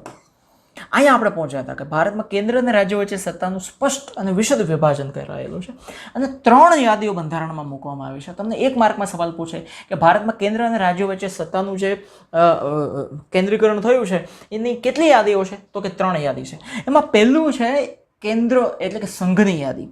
કેન્દ્રની યાદી એટલે શું થાય ખાસ યાદ રાખજો. હું તમને સમજાવું છું ને એ તમારા મગજમાં ઉતરી જવું જોઈએ. કેન્દ્ર એટલે શું? તો કે જે દેશ લેવલે દિલ્હીમાં જે સરકાર છે, એટલે કે દિલ્હીમાં કેજરીવાલની સરકાર છે એની વાત નથી, જે આખા દેશની સરકાર હોય, જેમ કે નરેન્દ્ર મોદીની સરકાર છે અત્યારે, એ ભાજપની, એને કેન્દ્રની યાદી કહેવાય. બરાબર છે. સંઘ યાદીમાં તમને પૂછાઈ શકે, યાદ રાખજો, કેન્દ્રની યાદીમાં સંઘ યાદીમાં કેટલા વિષયોનો સમાવેશ કરવામાં આવ્યો છે? તો 97 જેટલા વિષયોનો સમાવેશ કરવામાં આવ્યો છે. એનો મતલબ એમ થઈ ગયો કે આ 97 વિષય ઉપર, આ 97 જાતની વાત ઉપર કેન્દ્ર સરકાર નિર્ણયો લઈ શકે, જેમાં કાયદો ઘડવાની સંપૂર્ણ આ 97 જેટલા વિષયો જે છે, 97 જેટલી વાત છે, એના કાયદા ઘડવાની સંપૂર્ણ સત્તા સંસદ ધરાવે છે. લોકસભાની વાત છે દિલ્હીમાં. પછી એમાં જેમ કે અમુક બધા 97 આપે તો આપણું મગજ એમનેમ ખાલી થઈ જાય. પછી તમારે કાયદા કાનૂનનું વિશેષ ભણવું હોય તો લોનો કોર્સ છે તમે ભણી શકો. પણ અહીંયા એના અમુક પોઈન્ટ આપ્યા છે, જેમ કે સંરક્ષણ એટલે કે નેવી છે, આર્મી છે અને એરફોર્સ છે, એ બધાને લગતા જે કાયદા બનાવવાના આવે આપણા દેશને સુરક્ષા આપવા માટેના, એ કેન્દ્ર સરકાર બનાવી છે. વિદેશી બાબતો, ભારતને વિદેશના જેટલા બધી દેશો છે એની સાથે કેવા સંબંધો રાખવા, ક્યારે કોને શું જવાબ આપવો, ક્યારે મોઢા મોઢ કહી દેવું, કે કયા વડાપ્રધાનને ભારત બોલાવવા, કયા દેશની યાત્રા કરવા જવું, વિદેશ સાથે કેવા વ્યવહારો રાખવા, એ બધું કેન્દ્ર સરકારની વાત છે. અણુશક્તિ, જે આપણે અણુબોમ્બ બનાવવાની વાત છે, અણુશક્તિ, મિસાઇલથી લઈને ઘણી બધી ટેકનોલોજી અણુમાં આવી જાય, અણુશક્તિઓમાં જે આવી જાય, અણુ ટેકનોલોજીમાં બધી આવી જાય, એ બધી જ બાબતો સરકાર પાસે છે. બનાવી, ના બનાવી, કેટલી બનાવી, બધું. નાણાં વિભાગ, દેશનું આખું બજેટ સરકાર, કેન્દ્ર સરકાર પાસે હોય છે. વિમાનો, બેન્કિંગ, તાર, ટપાલ, રેલવે કોઈ રાજ્યોની ના હોય કે ગુજરાતની જ રેલવે છે, ગુજરાતમાં ચાલશે, ના. આખું રેલવેનું સંચાલન કેન્દ્ર સરકારથી થાય. આ બધા જ મહત્વના ક્ષેત્રોમાં કેન્દ્ર સરકાર સર્વોપરી સત્તા, એટલે કે કેન્દ્ર સરકાર જ સર્વોપરી છે, એ જ બધા નિર્ણયો લે. ઓકે, તો આ થઈ ગઈ સંઘની યાદી, જેમાં 97 જેટલા વિષય છે. હવે છે રાજ્યોની યાદી, અલગ અલગ ગુજરાત, મહારાષ્ટ્ર, કેરાલા, કર્ણાટક, આ બધા રાજ્યો જે છે, એ રાજ્યોની યાદીમાં કેટલા વિષયો છે? તો કે 96. કેન્દ્રમાં 97, રાજ્યોમાં 66 વિષયોનો સમાવેશ કરવામાં આવ્યો છે, જ્યારે આમાં 97 છે, જેના પર કાયદો ઘડવાની. આ 66 જેટલા વિષયો જે છે, આ 66 જે બાબતો છે, એ બાબતો ઉપર રાજ્ય સરકારને બંધારણે છૂટ આપી છે કે કાયદા ઘડી શકે, કાયદા બનાવી શકે. બરાબર. પણ એ કોની પાસે છૂટ છે? વિધાનસભા પાસે. આપણે અહીં દિલ્હીમાં, ગાંધીનગરમાં વિધાનસભા છે, તો ત્યાં આપણે ગુજરાત લેવલે જેટલા લોકોને ચૂંટીએ, એટલે કે ચીટીઓ ના ભરીએ, એટલે કે એને મત આપીને એને આપણા રિપ્રેઝેન્ટેટિવ તરીકે ચૂનીએ, એ બધા લોકો વિધાનસભામાં બેસે અને કાયદા ઘડે. કાયદો અને વ્યવસ્થા જો કેવા આમાં આ 66 બાબતોમાં કઈ બાબતો આવે? કાયદો અને વ્યવસ્થા, આપણા રાજ્યમાં કેવો કાયદો ઘડવો, કેવી રીતે વ્યવસ્થા બધી કરવી, એ બધું રાજ્ય સરકાર પાસે સત્તા છે. કયું શિક્ષણ આપવું, એ શિક્ષણમાં કેવા કોર્સ રાખવા, એ બધી રાજ્ય સરકાર પાસે સત્તા છે. સ્થાનિક સ્વરાજ્યની ચૂંટણીઓ, સ્થાનિક આઈની જેટલી ચૂંટણીઓ થાય ગુજરાત લેવલની, એ બધી રાજ્ય સરકારના હસ્તગત હોય. કૃષિ સિંચાઈ, ખેડૂતોના ખેતર સુધી કેવી રીતે પાણીની વ્યવસ્થા કરવી, એ રાજ્ય સરકારના હાથમાં આવે. પછી છે આરોગ્ય વિભાગ. આરોગ્ય વિભાગ એટલે શું? હોસ્પિટલો, કેવી હોસ્પિટલની વ્યવસ્થાઓ કરવી, દવાખાનાની કેવી વ્યવસ્થાઓ કરવી, લોકોને ફ્રીમાં દવાઓ આપવી ના આપવી, એ બધા કાયદા રાજ્ય સરકાર પાસે જાય. ભૂમિ, રાજ્યનો આંતરિક વેપાર, એટલે ભૂમિ એટલે કે જમીનની વાત છે. ખેતીલાયક જમીન, બીજી જમીન, આ જમીનને રિલેટેડ જેટલી પણ બાબતો આવે એ બધી રાજ્યોની યાદીમાં આવે, 66 વિષયોમાં આવી જાય. રાજ્યનો આંતરિક વેપાર, વાણિજ્ય વિષયક સેવામાં સમાવેશ થાય છે. આપણા રાજ્યની, ધારો કે ગુજરાત રાજ્ય છે, એને મહારાષ્ટ્ર રાજ્ય સાથે કેવો વ્યવહાર કરવો, કેવા સંબંધો રાખવા, નહીં અહીંથી નિકાસ, આયાત, બધી બાબતો આમાં આવી જાય. પણ જો કેન્દ્ર સરકારને એવું લાગે કે રાજ્યમાં કાયદો અને વ્યવસ્થા પડી ભાંગા છે, કે રાજ્યમાં કાયદા અને વ્યવસ્થાની સ્થિતિ એકદમ ખાડે ગઈ છે, ગુંડાગીરી રાજ્ય ચાલે છે, લોકોની મૃત્યુ એવા થાય છે, હાલત ખરાબ છે, હિંસાનો માહોલ છે, તોડફોડ વધારે થાય છે, કાયદાનું કંઈ નામો નિશાન નથી રહ્યું, એવું જો કેન્દ્ર સરકારને લાગે કોઈ રાજ્ય બાબતે, તો રાજ્યની સંમતિ સાથે પછી રાજ્ય એમાં સહમત થાય કે રાજ્ય સહમત ન થાય, એની મરજી વિરુદ્ધ જઈને પણ કેન્દ્ર સરકાર રાજ્યમાં કેન્દ્રીય અનામત પોલીસ દળોને મોકલી શકે છે. સ્પેશિયલી એના માટેનું પોલીસ દળ આખું અલગ હોય, આખી પોલીસની ટુકડી અલગ હોય, એ કેન્દ્ર સરકાર એ રાજ્યમાં મોકલી દે અને એના હુકમના આધારે પછી પોલીસ વર્તે. પછી એ પોલીસ જે છે એ રાજ્ય સરકારને ફોલો ના કરે. બરાબર, ખબર પડી ગઈ? આ રાજ્યોની યાદી. પછી ત્રીજી છે સંયુક્ત યાદી. સંયુક્ત યાદી એટલે શું? તો કે બંને રાજ્ય સરકાર અને કેન્દ્ર સરકાર બે ભેગા થઈને જે કામ કરે એને સંયુક્ત યાદી કહેવાય. જેમ કે એમાં કેટલા વિષયોનો સમાવેશ થાય છે? તો કે 47 જેટલા વિષયોનો સમાવેશ થાય છે. બે ભેગા થઈને, રાજ્ય પ્લસ કેન્દ્ર, આ બેમાં 47 જેટલા વિષયોનો સમાવેશ થાય છે, જેના પર કાયદો ઘડવાની સત્તા કેન્દ્ર અને રાજ્ય બંને ધરાવે છે. હવે રાજ્ય સરકાર અને કેન્દ્ર સરકાર બેયના વિષયો એવા છે, એ બેયમાં જો કાયદો ઘડવાનો હોય તો કેન્દ્ર સરકાર અને રાજ્ય સરકાર બે ભેગા બેસે અને કાયદો ઘડે. પણ જ્યારે રાજ્યોના કાયદામાં વિવાદ કે સંઘર્ષ ઉભો થાય ત્યારે ત્યાં કેન્દ્રનો કાયદો ચડિયાતો અને સર્વોપરી ગણાય છે. પણ જો કંઈ પ્રોબ્લેમ ઉભો થાય, કોઈ એવો કાયદો ઘડાઈ ગયો, એમાં રાજ્યને કંઈ વાંધો આવે કે ભાઈ આ કાયદો બરાબર નથી, તો એમાં કેન્દ્ર સરકારનો કાયદો ઘડવાનો જે સત્તા છે એ ચડિયાતી સાબિત થાય અને એ સર્વોપરી ગણાય. મતલબ કેન્દ્ર સરકારનો હાથ ઉપર રહે, રાજ્ય સરકારનો નહીં. આમ સમવાય તંત્રમાં કેન્દ્રને સંયુક્ત યાદીમાં પણ વિશેષ સત્તાઓ મળી છે. દેખો, સંયુક્ત યાદીમાં પણ વિશેષ સત્તા કેન્દ્ર સરકારને છે. કહેવાય છે સંયુક્ત યાદી કે રાજ્ય સરકાર અને કેન્દ્ર સરકાર ભેગાથી નિર્ણયો લે છે, પણ વિશેષ સત્તા કોની પાસે છે? સેન્ટ્રલ ગવર્મેન્ટ, કેન્દ્ર સરકાર પાસે. આ યાદીમાં દીવાની અને ફોજદારી બાબતો, જો કઈ કઈ સંયુક્ત યાદીમાં દીવાની અને ફોજદારી ગુના, ક્રિમિનલ ગુના અને સામાન્ય ગુના, બે પ્રકારના દીવાની ગુના જેને કહેવાય, ક્રિમિનલ નહીં એ, અને ફોજદારી ગુના, એ બે. પછી લગ્ન બાબતે જે ઝઘડા થયા હોય, છૂટાછેડા બાબતે જે ઝઘડા હોય, ભરણ પોષણની વાત હોય, લગ્ન થઈ ગયા હોય પછી એની વાઈફને કોઈ પૈસા જ ના આપતો હોય હસબન્ડ, અથવા તો મા બાપના દીકરા નીકળી ગયા હોય, મા બાપને કંઈ ભરણ પોષણ માટે કોઈ પૈસા જ ના આપતા હોય, તો બેયનો હક બને, કોર્ટમાં જાય તો હુકમ થાય આપો પૈસા. શિક્ષણ, આર્થિક આયોજન, વ્યાપારી સંઘો, આ બધાનો સમાવેશ થાય છે સંયુક્ત યાદીમાં. બરાબર. પછી છે શેષ સત્તાઓ, એટલે કે હવે બાકી રહી ગયેલી સત્તાઓ શું છે એ. જો જે વિષયોમાં કેન્દ્ર અને રાજ્યો વચ્ચે સત્તાની સ્પષ્ટ વહેંચણી થઈ શકી ના હોય, અમુક બાબતો એવી છે, જેમ કે આપણે આ બાબતો જોઈ, કઈ કઈ બાબતો જોઈ? જો અહીંયા કેન્દ્રની યાદીમાં 97 છે, રાજ્યોની 66, સંયુક્ત યાદીમાં 47 જેટલી બાબતો છે. પણ અમુક બાબતો એવી છે કે એની વહેંચણી જ નથી થઈ, કે આ કેન્દ્રના ભાગમાં જશે કે રાજ્યના ભાગમાં જશે, કોઈ વહેંચણી નથી થઈ.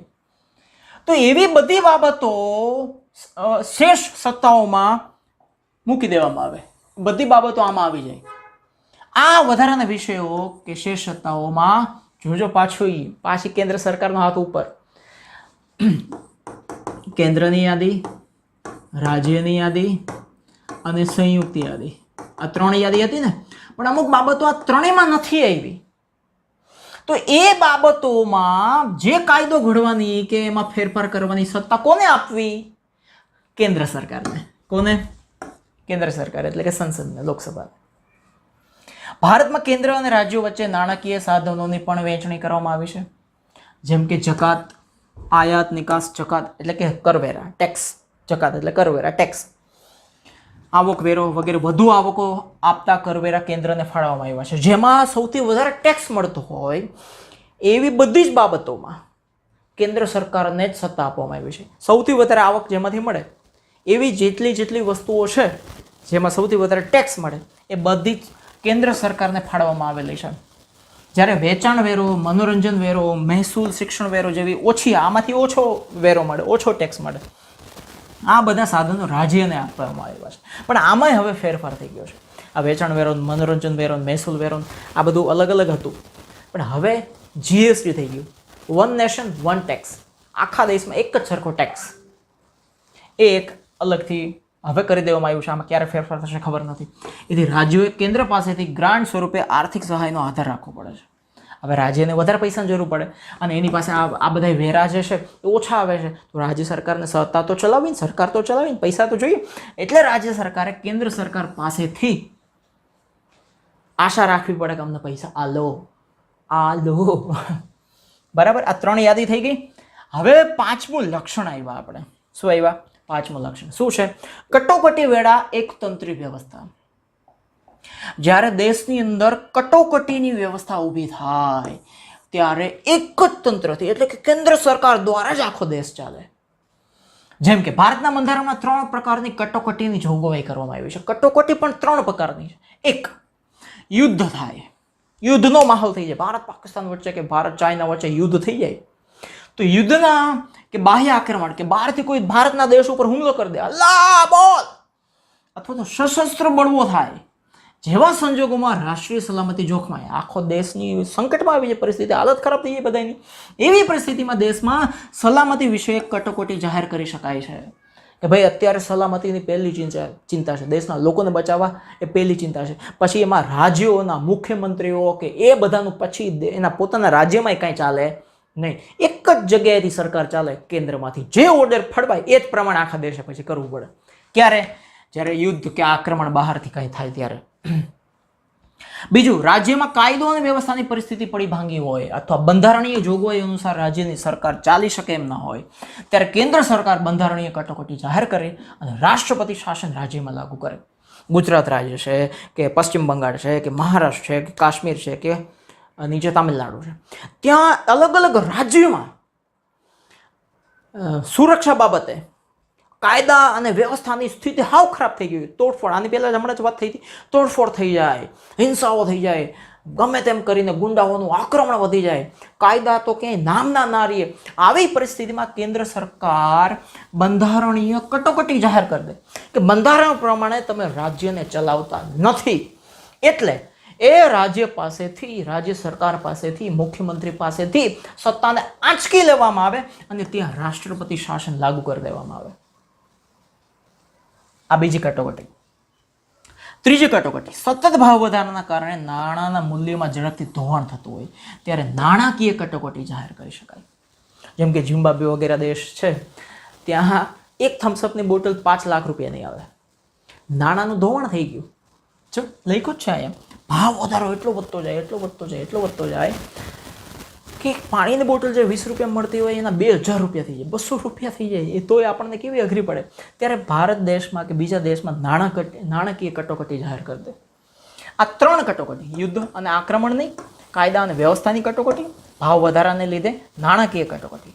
આમ કટોકટીની આ 3 જોગવાઈઓ હેઠળ આપણું સમવાય તંત્ર એકંદરે એક તંત્રની વ્યવસ્થામાં ફેરવાય છે. એક તંત્રની, એટલે એક જ જગ્યાએથી તંત્ર ચાલે, એક જ જગ્યાએથી આખા દેશની સરકાર ચાલે, કેન્દ્ર સરકાર.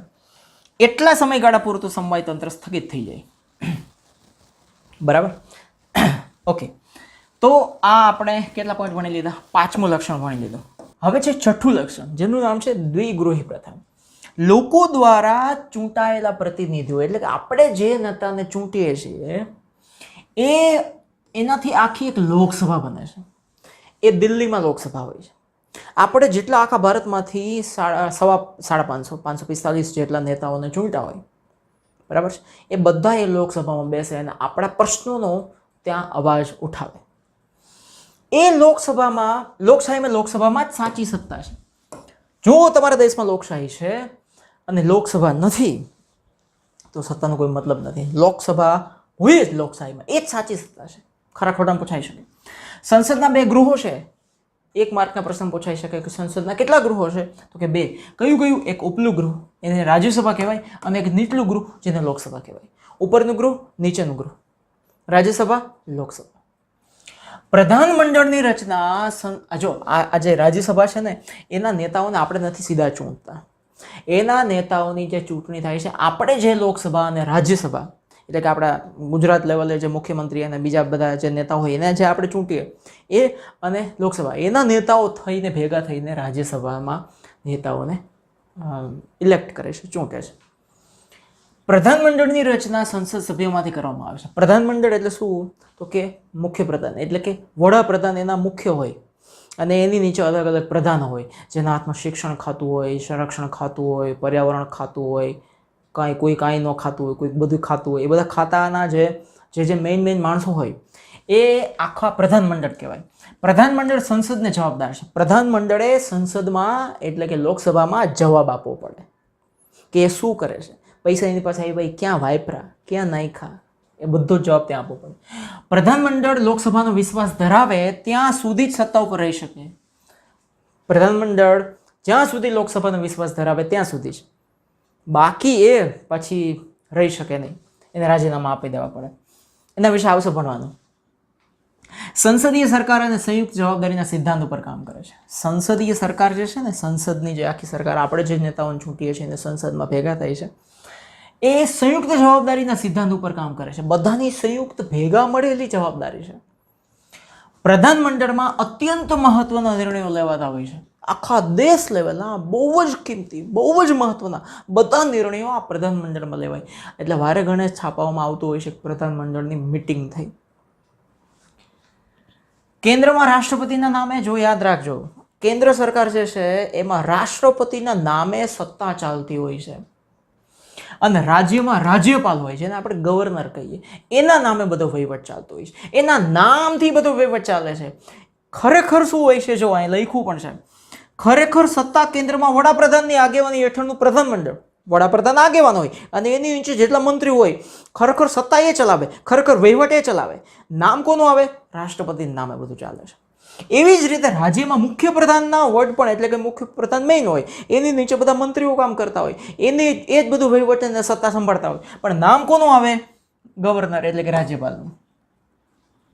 રાજ્યનું પ્રધાનમંડળ રાજ્યની વિધાનસભામાં જવાબદાર હોય. જો રાજ્યનું પ્રધાનમંડળ ગુજરાત રાજ્યના જેટલા નેતાઓ હોય છે, ચૂંટાયેલા અને બહુમતીથી સરકારમાં બેઠેલા, અને એના મુખ્ય નેતા એટલે કે મુખ્યમંત્રી, એ બધાને જવાબ વિધાનસભામાં આપવો પડે, જે ગાંધીનગરમાં હોય. લોકસભા એ કાયમી ગૃહ નથી. જો તમને પૂછાઈ છે કે ખરા ખોટામાં લોકસભા કાયમી ગૃહ છે? ના, દર 5 વર્ષે નવી સરકાર આવે એટલે એ ચૂંટણી થાય એ પહેલા લોકસભાનું જે ગૃહ છે એ બરખાસ્ત થઈ જાય. તેની મુદત 5 વર્ષની હોય છે. રાજ્યસભામાં સભ્યો રાજ્યોની વિધાનસભામાં ચૂંટાઈને આવેલા ધારાસભ્યો ચૂંટે છે. જો આવ્યું, રાજ્યસભાના સભ્યો કેવી રીતે ચૂંટાય? તો કે અલગ અલગ રાજ્યો જે છે, ગુજરાત રાજ્ય, મહારાષ્ટ્ર રાજ્ય, એના જે ચૂંટાઈ ગયેલા છે નેતાઓ છે, જેને આપણે મત આપીને વિજેતા જાહેર કર્યા છે, એ બધા ચૂંટે છે રાજ્યસભાના ધારાસભ્યો, એના પ્રતિનિધિત્વને રાજ્યનું. અને એ રાજ્યસભાના જે સભ્યો છે એ જે તે રાજ્યનું પ્રતિનિધિત્વ કરે છે. એટલે કે આપણે ગુજરાતમાંથી રાજ્યસભામાં જેટલા નેતાઓને આપણે ગુજરાત રાજ્યના નેતાઓએ ચૂંટા હોય, એ આપણે ગુજરાત રાજ્યનું પ્રતિનિધિત્વ કરે. એટલે કે ધ્યાન રાખે. હવે જો રાજ્યસભામાં વિવિધ ક્ષેત્રના નિષ્ણાંત, અનુભવી એવી 12 વ્યક્તિઓની સભ્ય તરીકેની પસંદગી રાષ્ટ્રપતિ કરે છે. એટલે કે રાજ્યસભાના બધા નેતાઓને કંઈ અલગ અલગ રાજ્યોના નેતાઓ ચૂંટતા નથી. 12 જણા એવા હોય છે કે જેને ચૂંટવાની, જેને પસંદ કરવાની સત્તા સીધી રાષ્ટ્રપતિને દીધી છે. તો રાષ્ટ્રપતિ એવા કયા 12 જણાને સીધા જ ચૂંટી શકે? તો જો તમે અલગ અલગ ફિલ્ડમાં એક્સપર્ટ હોય, જેમ કે તમે સ્પોર્ટ્સમાં બહુ આગળ છો, સચિન તેંડુલકર જેવા, ફિલ્મોમાં તમે બહુ આગળ છો, તમારું બહુ મોટું નામ છે, પછી લેખનના ક્ષેત્રમાં તમે બહુ આગળ વધી ગયા છો, એવા અલગ અલગ ક્ષેત્રમાં, શિક્ષણના ક્ષેત્રમાં તમે બહુ આગળ વધેલા, તમારું બહુ મોટું નામ છે.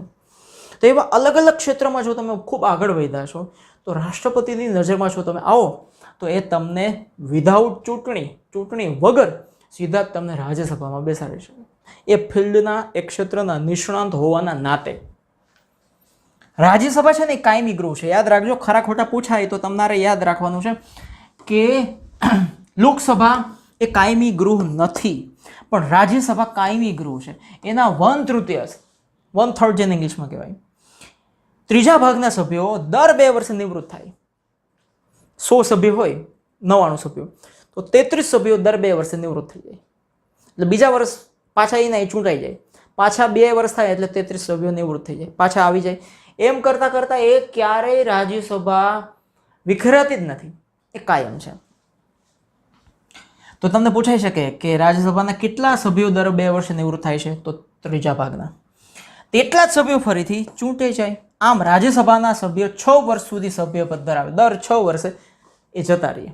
અને પાછી ચૂંટણી થાય. એમાં પછી એવું કોઈ નથી કે હું રાજ્યસભા તરીકે ચૂંટાયો હોય, રાજ્યના નેતાઓ મને ચૂંટ્યો હોય તો 6 વર્ષ પૂરા થયા એટલે મારું કામ પૂરું થઈ ગયું, પણ ફરીથી હું ઊભો રહી શકું ચૂંટણીમાં.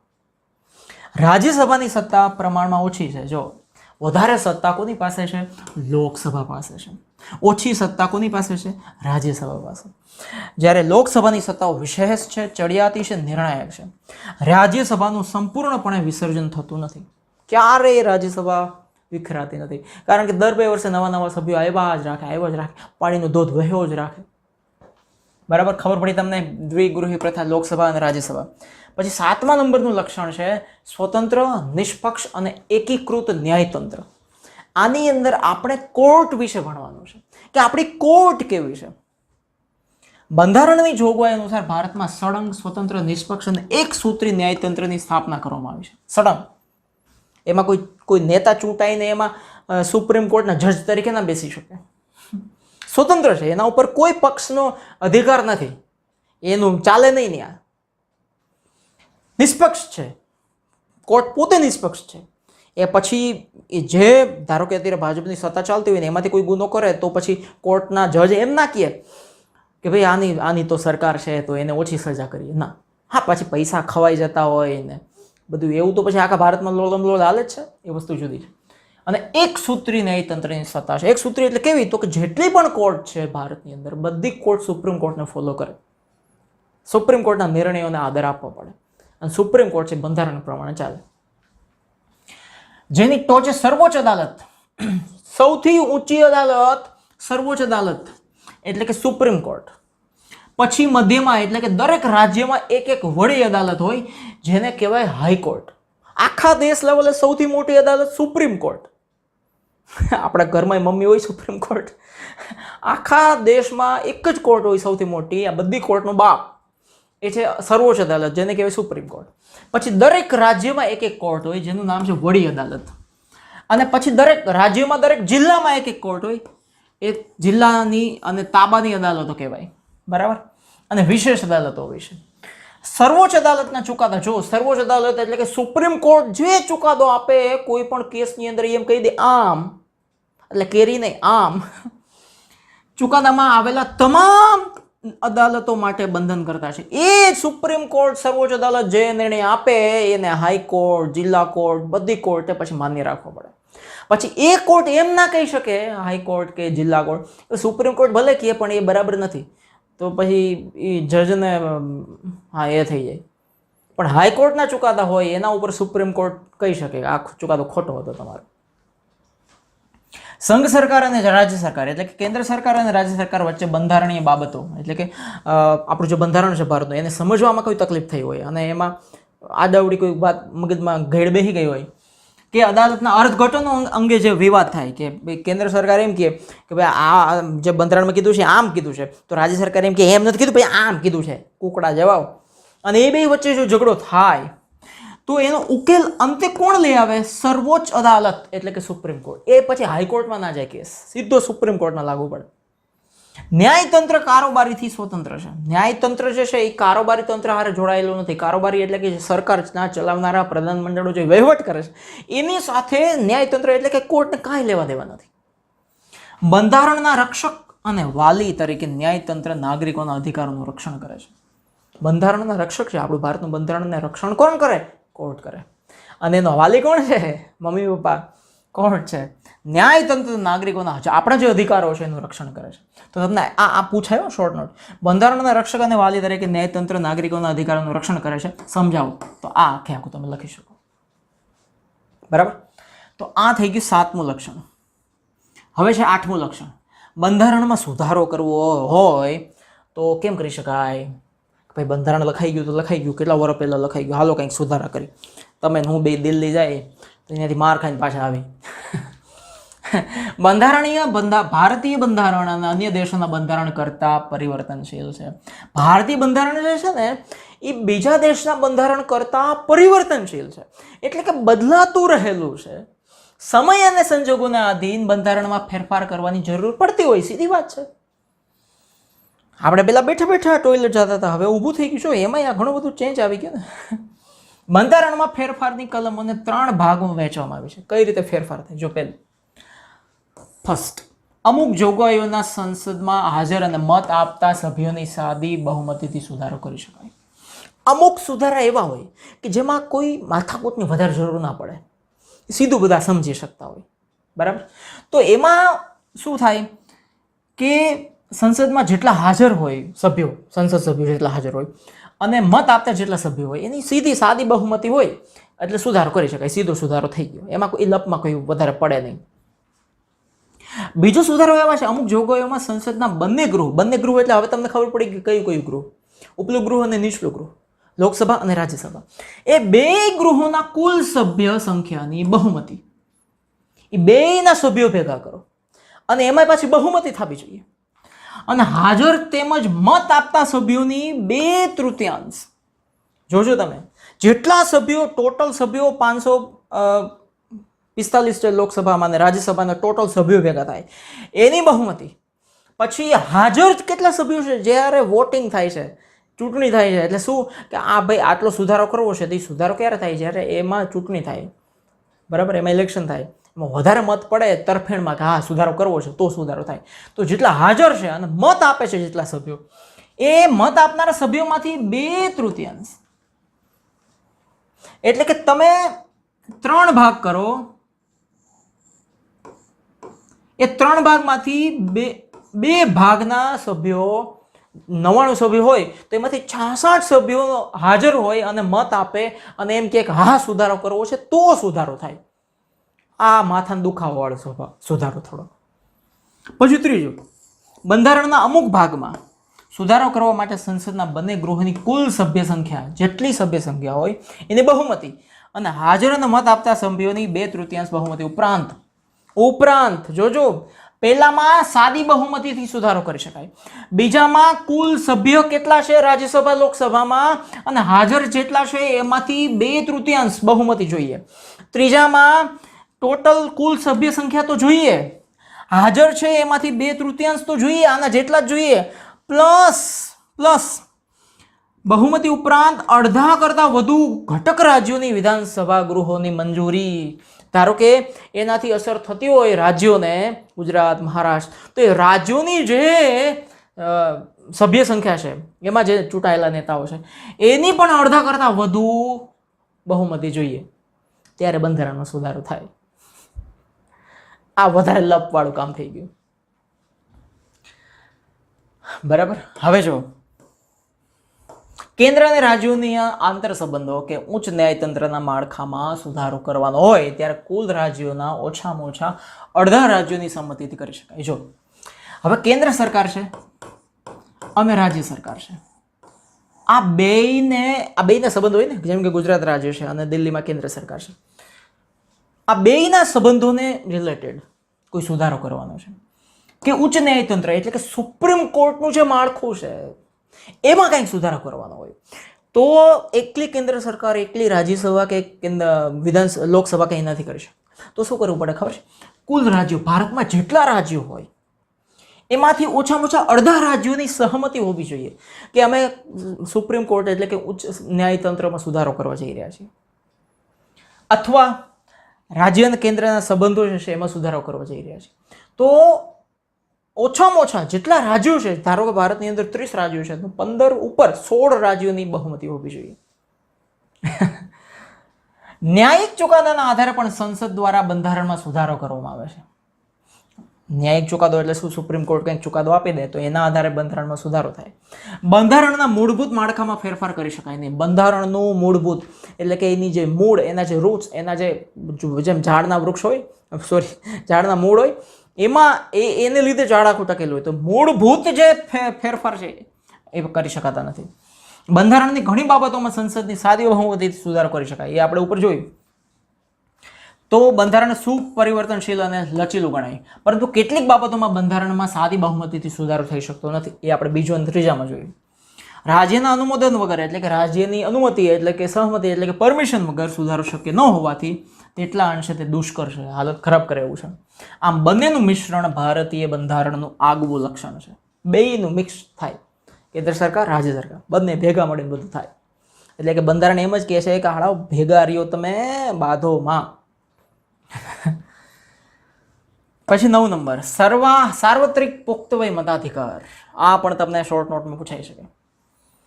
આ અંગે આપણે અગાઉ વિગતે ચર્ચા કરી છે. ભારતના બંધારણમાં 18 વર્ષથી ઉપરના કોઈ પણ વ્યક્તિ, જો પુરુષ હોય, સ્ત્રી હોય, બાળક એટલે કે 18 થી ઉપરના જે હોય એ, તો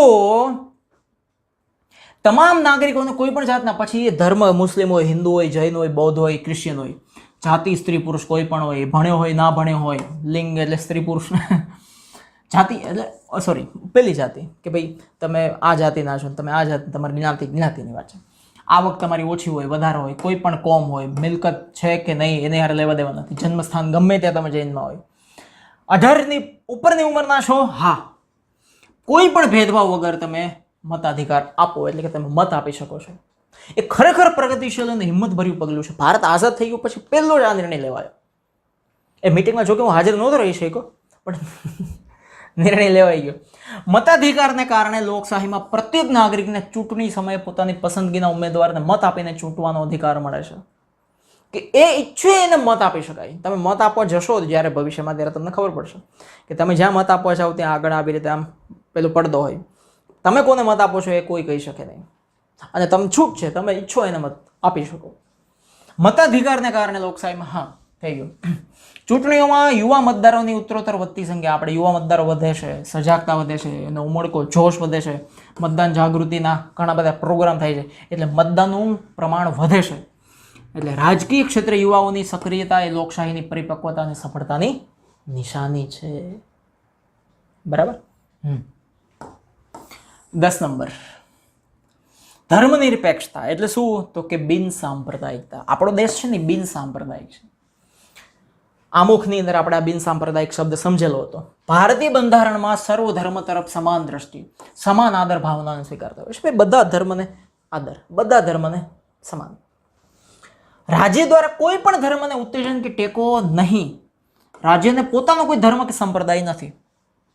જેવી રીતે પાકિસ્તાન જાઓ તો પાકિસ્તાનના બંધારણમાં જ લખ્યું છે કે પાકિસ્તાન છે મુસ્લિમ દેશ છે. ભારતના બંધારણમાં એવું નથી. તે બિન સાંપ્રદાયિક શબ્દ વાપર્યો છે કે આપણે એમ ના કહી શકીએ કે હિન્દુ રાષ્ટ્ર છે. આપણું રાજ્ય છે ને તટસ્થ છે, બધા ધર્મને માને છે, કોઈ એક ધર્મને ટેકો ના આપી શકાય. ભારતીય બંધારણ કોમી પક્ષપાત કે ધાર્મિક બાબતોથી પર છે. એ કોઈ પક્ષપાત ના કરાવે. રાજ્ય કોઈ પણ નાગરિક પ્રત્યે ધર્મના આધારે ભેદભાવ રાખતો નથી કે તમે આ ધર્મ પાડો છો તો તમારા ભેદભાવ, તમને અમુક વસ્તુ ફેસિલિટી નહીં મળે, તમે ઘર ભેગા થાવ, ના, એવું નહીં. ધર્મના અનુયાયીઓને પોતાની પસંદગીની ધાર્મિક માન્યતા, શ્રદ્ધા, આસ્થા અનુસાર ધર્મનું પાલન કરવાની, પ્રસાર કરવાની સ્વતંત્રતા બંધારણમાં આપવામાં આવે છે કે ભાઈ તમારે જે ધર્મને માનવું માનો, એનો પ્રચાર કરો, એનો પ્રસાર કરો, કોઈ વાંધો નથી, તમે કરી શકો, છૂટ છે, બંધારણે છૂટ આપી છે. કોઈ રોકે તો તમે એને સામે માથું મારીને કહી શકો, હાલે તું ઘર ભેગો થા ને હવે ભૂંદરા. જોકે ભારતીય બંધારણમાં ધાર્મિક લઘુમતીઓને કેટલાક વિશેષ અધિકારો આપ્યા છે. જો પાછા સવલતો આપવામાં આવી છે. સમાન નાગરિક ધારાની જોગવાઈ માર્ગદર્શક સિદ્ધાંતોમાં સમાવી. આમ આ બાબતો ધર્મનિરપેક્ષ રાજ્યને ઘોષિત કરે છે કે આપણું રાજ્ય કેવું છે, આપણો દેશ કેવો છે, ધર્મનિરપેક્ષ છે. પછી 11 નંબર અદાલતની સમીક્ષા. શું છે આ જોઈએ. અદાલતની સમીક્ષા બંધારણનું વિશિષ્ટ લક્ષણ છે. વિશિષ્ટ સંઘ અને રાજ્ય દરેક પોતપોતાના કાર્યક્ષેત્રોમાં જ રહીને કામ કે વહીવટ કરે એ જોવાની સત્તા અદાલતને આપવામાં આવી છે. જોઈએ આને કહેવાય અદાલતની સમીક્ષા. કે ભાઈ કેન્દ્ર સરકાર, રાજ્ય સરકાર બંધારણના કાયદામાં રહીને કામ કરે છે કે આડાવડા ફાટી જાય છે, એ જોવાનું કામ કોનું છે? એ જોવાની સત્તા અદાલતને સોંપવામાં આવી છે. કોણે અદાલતને સત્તા સોંપી? બંધારણ. સંસદની સત્તાઓને અવગણ્યા વગર અદાલતી સમીક્ષા વિશેના સિદ્ધાંતો વચ્ચે એક સુમેળ સ્થાપવાનો પ્રયાસ બંધારણમાં કર્યો છે. કે સંસદની જે સત્તા છે એને પાછી કોર્ટ અવગણી ના શકે કે ભાઈ હવે તમે બેહો ને હવે ભલે સત્તા રહે, બેઠું ના, એમ ન કહી શકે. એના વગર અદાલત સમીક્ષા વિશેના સિદ્ધાંતોનો એક સુમેળ સ્થાપવાનો પ્રયાસ બંધારણમાં કર્યો છે. સંસદે કે ધારાસભાઓએ ઘડેલા કાયદાઓ અને બહાર પાડેલા આદેશો, વટહુકમો, અદાલતની ચુકાદાઓ, બંધારણીય સુધારાઓની સમીક્ષા કરવાની સત્તા અદાલતને. કે ભાઈ સંસદે જે કાયદા ઘડેલા છે, જે કાયદા બનાવ્યા છે એ બરાબર છે કે નહીં? ધારાસભાઓએ જે કાયદા ઘડ્યા છે એ બરાબર છે કે નહીં? બહાર પાડેલા જે આદેશો, ગમે ત્યારે સરકાર કાંઈ આદેશ કરે છે, એ આદેશ વેલિડ છે, સાચો છે કે ખોટો છે, એનાથી લોકોને નુકસાન છે કે શું? વટહુકમ બહાર પાડે, અદાલત પોતે નાની જેટલી હાઈકોર્ટ ને બીજી અદાલતો ચુકાદાઓ બહાર પાડે, એ બધા બંધારણને અનુરૂપ છે કે નહીં, એ જોવાનું કામ બધું અદાલતને સોંપવામાં આવે છે. અદાલતને જો એમ ખાતરી થાય અને અદાલતને એવું લાગે કે ઘડવામાં આવેલા જે કાયદાઓ છે, સુધારાઓ છે કે જે વટહુકમો બહાર પાડ્યા છે એ બંધારણની મૂળ જોગવાઈ સાથે મેળ ખાતા નથી, તો અદાલત એને ગેરબંધારણીય ઠેરવીને રદ બાતલ જાહેર કરી શકે છે. તરત કહી દે આ કાયદો નાખો કચરા પેટીમાં તમે. આ સત્તા અદાલત પાસે છે. જોવાનું એને કેન્દ્ર સરકાર, રાજ્ય સરકાર બરાબર જાય છે કે નહીં. પછી 12મું લક્ષણ છે મૂળભૂત હકો અને ફરજો. ભારતના લોકો એક સ્વતંત્ર રાષ્ટ્રના નાગરિક તરીકે ગૌરવપૂર્ણ, આપણે ભારતના લોકો સ્વતંત્ર રીતે મસ્ત રીતે જીવી શકીએ, ગૌરવતાથી જીવી શકીએ આપણા દેશની અંદર, એટલે બંધારણમાં મૂળભૂત હક આપવામાં આવ્યા છે. સર્વાંગી વિકાસની સાથે રાષ્ટ્રના વિકાસ માટે જરૂરી સ્વતંત્રતાની ખાતરી સાથે હકો અને ફરજો એ લોકશાહી સમાજની મહામૂલ્ય મૂડી છે. હા, આપણને હક અને ફરજ મળે એ જ મોટી મૂડી કહેવાય, નહીંતર આપણને દબાવીને ખોતરામાં નાખીને બેહાડી દઈએ તો કંઈક ના થાય. બંધારણીય ઇલાજોનો હક તથા 6 થી 14 વર્ષ સુધીના બાળકોને ફરજિયાત શિક્ષણ. 14 વર્ષ સુધીના તમે થાવ, ભણવા બેસો ત્યારથી 8મું ભણી લો ત્યાં સુધી તમને ફરજિયાત શિક્ષણ અને ફ્રીમાં શિક્ષણ આપવાનું બંધારણમાં છે, બંધારણમાં લખેલું છે. તો આ મૂળભૂત હક અને ફરજો. પછી 13 નંબર રાજનીતિના માર્ગદર્શક સિદ્ધાંતો. શું છે? તો કે લોકોના રક્ષણ સલામતીની સાથે કલ્યાણ સાધવાનો પ્રયાસ રાજ્ય કરવાનો છે. રાજ્ય સરકાર, કેન્દ્ર સરકાર કરવાનું શું છે? લોકોનું રક્ષણ થાય, એ સલામત રહે, એનું કલ્યાણ એટલે કે એનું ભલું થાય, એ ડેવલપ થાય, એ પ્રયાસ રાજ્ય કરવાનો હોય. રાજ્યોને નીતિ ઘડવામાં જ્યારે રાજ્ય અલગ અલગ કાયદાઓ બનાવે, પોતાનો પ્લાન બનાવે, નીતિથી આખી એક વસ્તુ બનાવે, ત્યારે એની અંદર શાસનમાં રાજ્ય જ્યારે મુખ્યમંત્રી કે વડાપ્રધાન શાસન કરવા બેસે ત્યારે રાજનીતિના માર્ગદર્શક સિદ્ધાંતો એને માર્ગદર્શન આપે છે કે તમે જે પ્લાન બનાવો એ પ્લાન આ રાજનીતિના માર્ગદર્શક સિદ્ધાંતો જે બંધારણમાં લખેલા છે એના આધારે બનાવો. અમે જે રીતે બંધારણ જે રીતે માર્ગદર્શન આપે છે એવી રીતે તમે પ્લાન બનાવો. તમને કોઈક 2 ચોકલેટ આપી દે તો તમારા પ્લાન ફેરવી નાખો, કુકડા છાપ અગરબત્તીઓ, એવું નહીં. તેથી પણ તે સિદ્ધાંતો માર્ગદર્શક સિદ્ધાંતો કહેવાય છે, કારણ કે એ માર્ગદર્શન કરે છે રાજ્યોને કે તમે આવી રીતે પ્લાન બનાવો, આવી રીતે નીતિ બનાવો. અને છેલ્લું પછી પાઠ પૂરો, પછાત વર્ગો અને આદિજાતિઓ માટેની જોગવાઈઓ. સમાજમાં ઘણા બધા પછાત વર્ગ છે, પછાત જાતિઓ છે, વંચિત સમુદાય છે, જેને જેટલું મળવું જોઈએ એટલું મળ્યું નથી. તો એના ઉત્કર્ષ માટે, એને સામાન્ય પ્રવાહમાં ભેળવવા માટે, સક્ષમ બનાવવા માટે ભારતના બંધારણમાં વિશેષ જોગવાઈઓ કરવામાં આવી છે. ધારાગૃહોમાં, સ્થાનિક સ્વરાજ્યની ચૂંટણીઓમાં રાજકીય પ્રતિનિધિત્વ પૂરું પાડે તે માટે એ લોકોની અમુક બેઠક અનામત રાખવામાં આવી છે, એટલે કે ત્યાં બીજું કોઈ ના ઊભું રહી શકે, આ પછાત જાતિઓના લોકો ત્યાં ઊભા રહી શકે. સરકારી નોકરીમાં, શિક્ષણ સંસ્થાઓમાં પ્રવેશ માટે પણ અનામત કોટા છે, એટલે કે ત્યાં પણ એને પ્રવેશ મળી જાય છે. તેઓની વસ્તીના પ્રમાણમાં ફાળવીને સમાન તક આપી છે. પછાત જાતિના બાળકોને શિક્ષણ માટે શિષ્યવૃત્તિ આપે છે, ઘણી બધી ફેસિલિટી આપે છે, ફી માફ કરવાની સગવડો પણ આપે છે. એટલે હકારાત્મક ભેદભાવનો કે રક્ષણાત્મક ભેદભાવની નીતિનો ખાસ પ્રબંધ બંધારણમાં કરવામાં આવ્યો છે, જેથી કરીને પછાત વર્ગના જે લોકો છે એ ધીમે ધીમે આગળ આવે. બરાબર. સો આ સાથે આ એક લાંબુ લચક ચેપ્ટર અહીંયા મસ્ત રીતે પૂરું થઈ ગયું.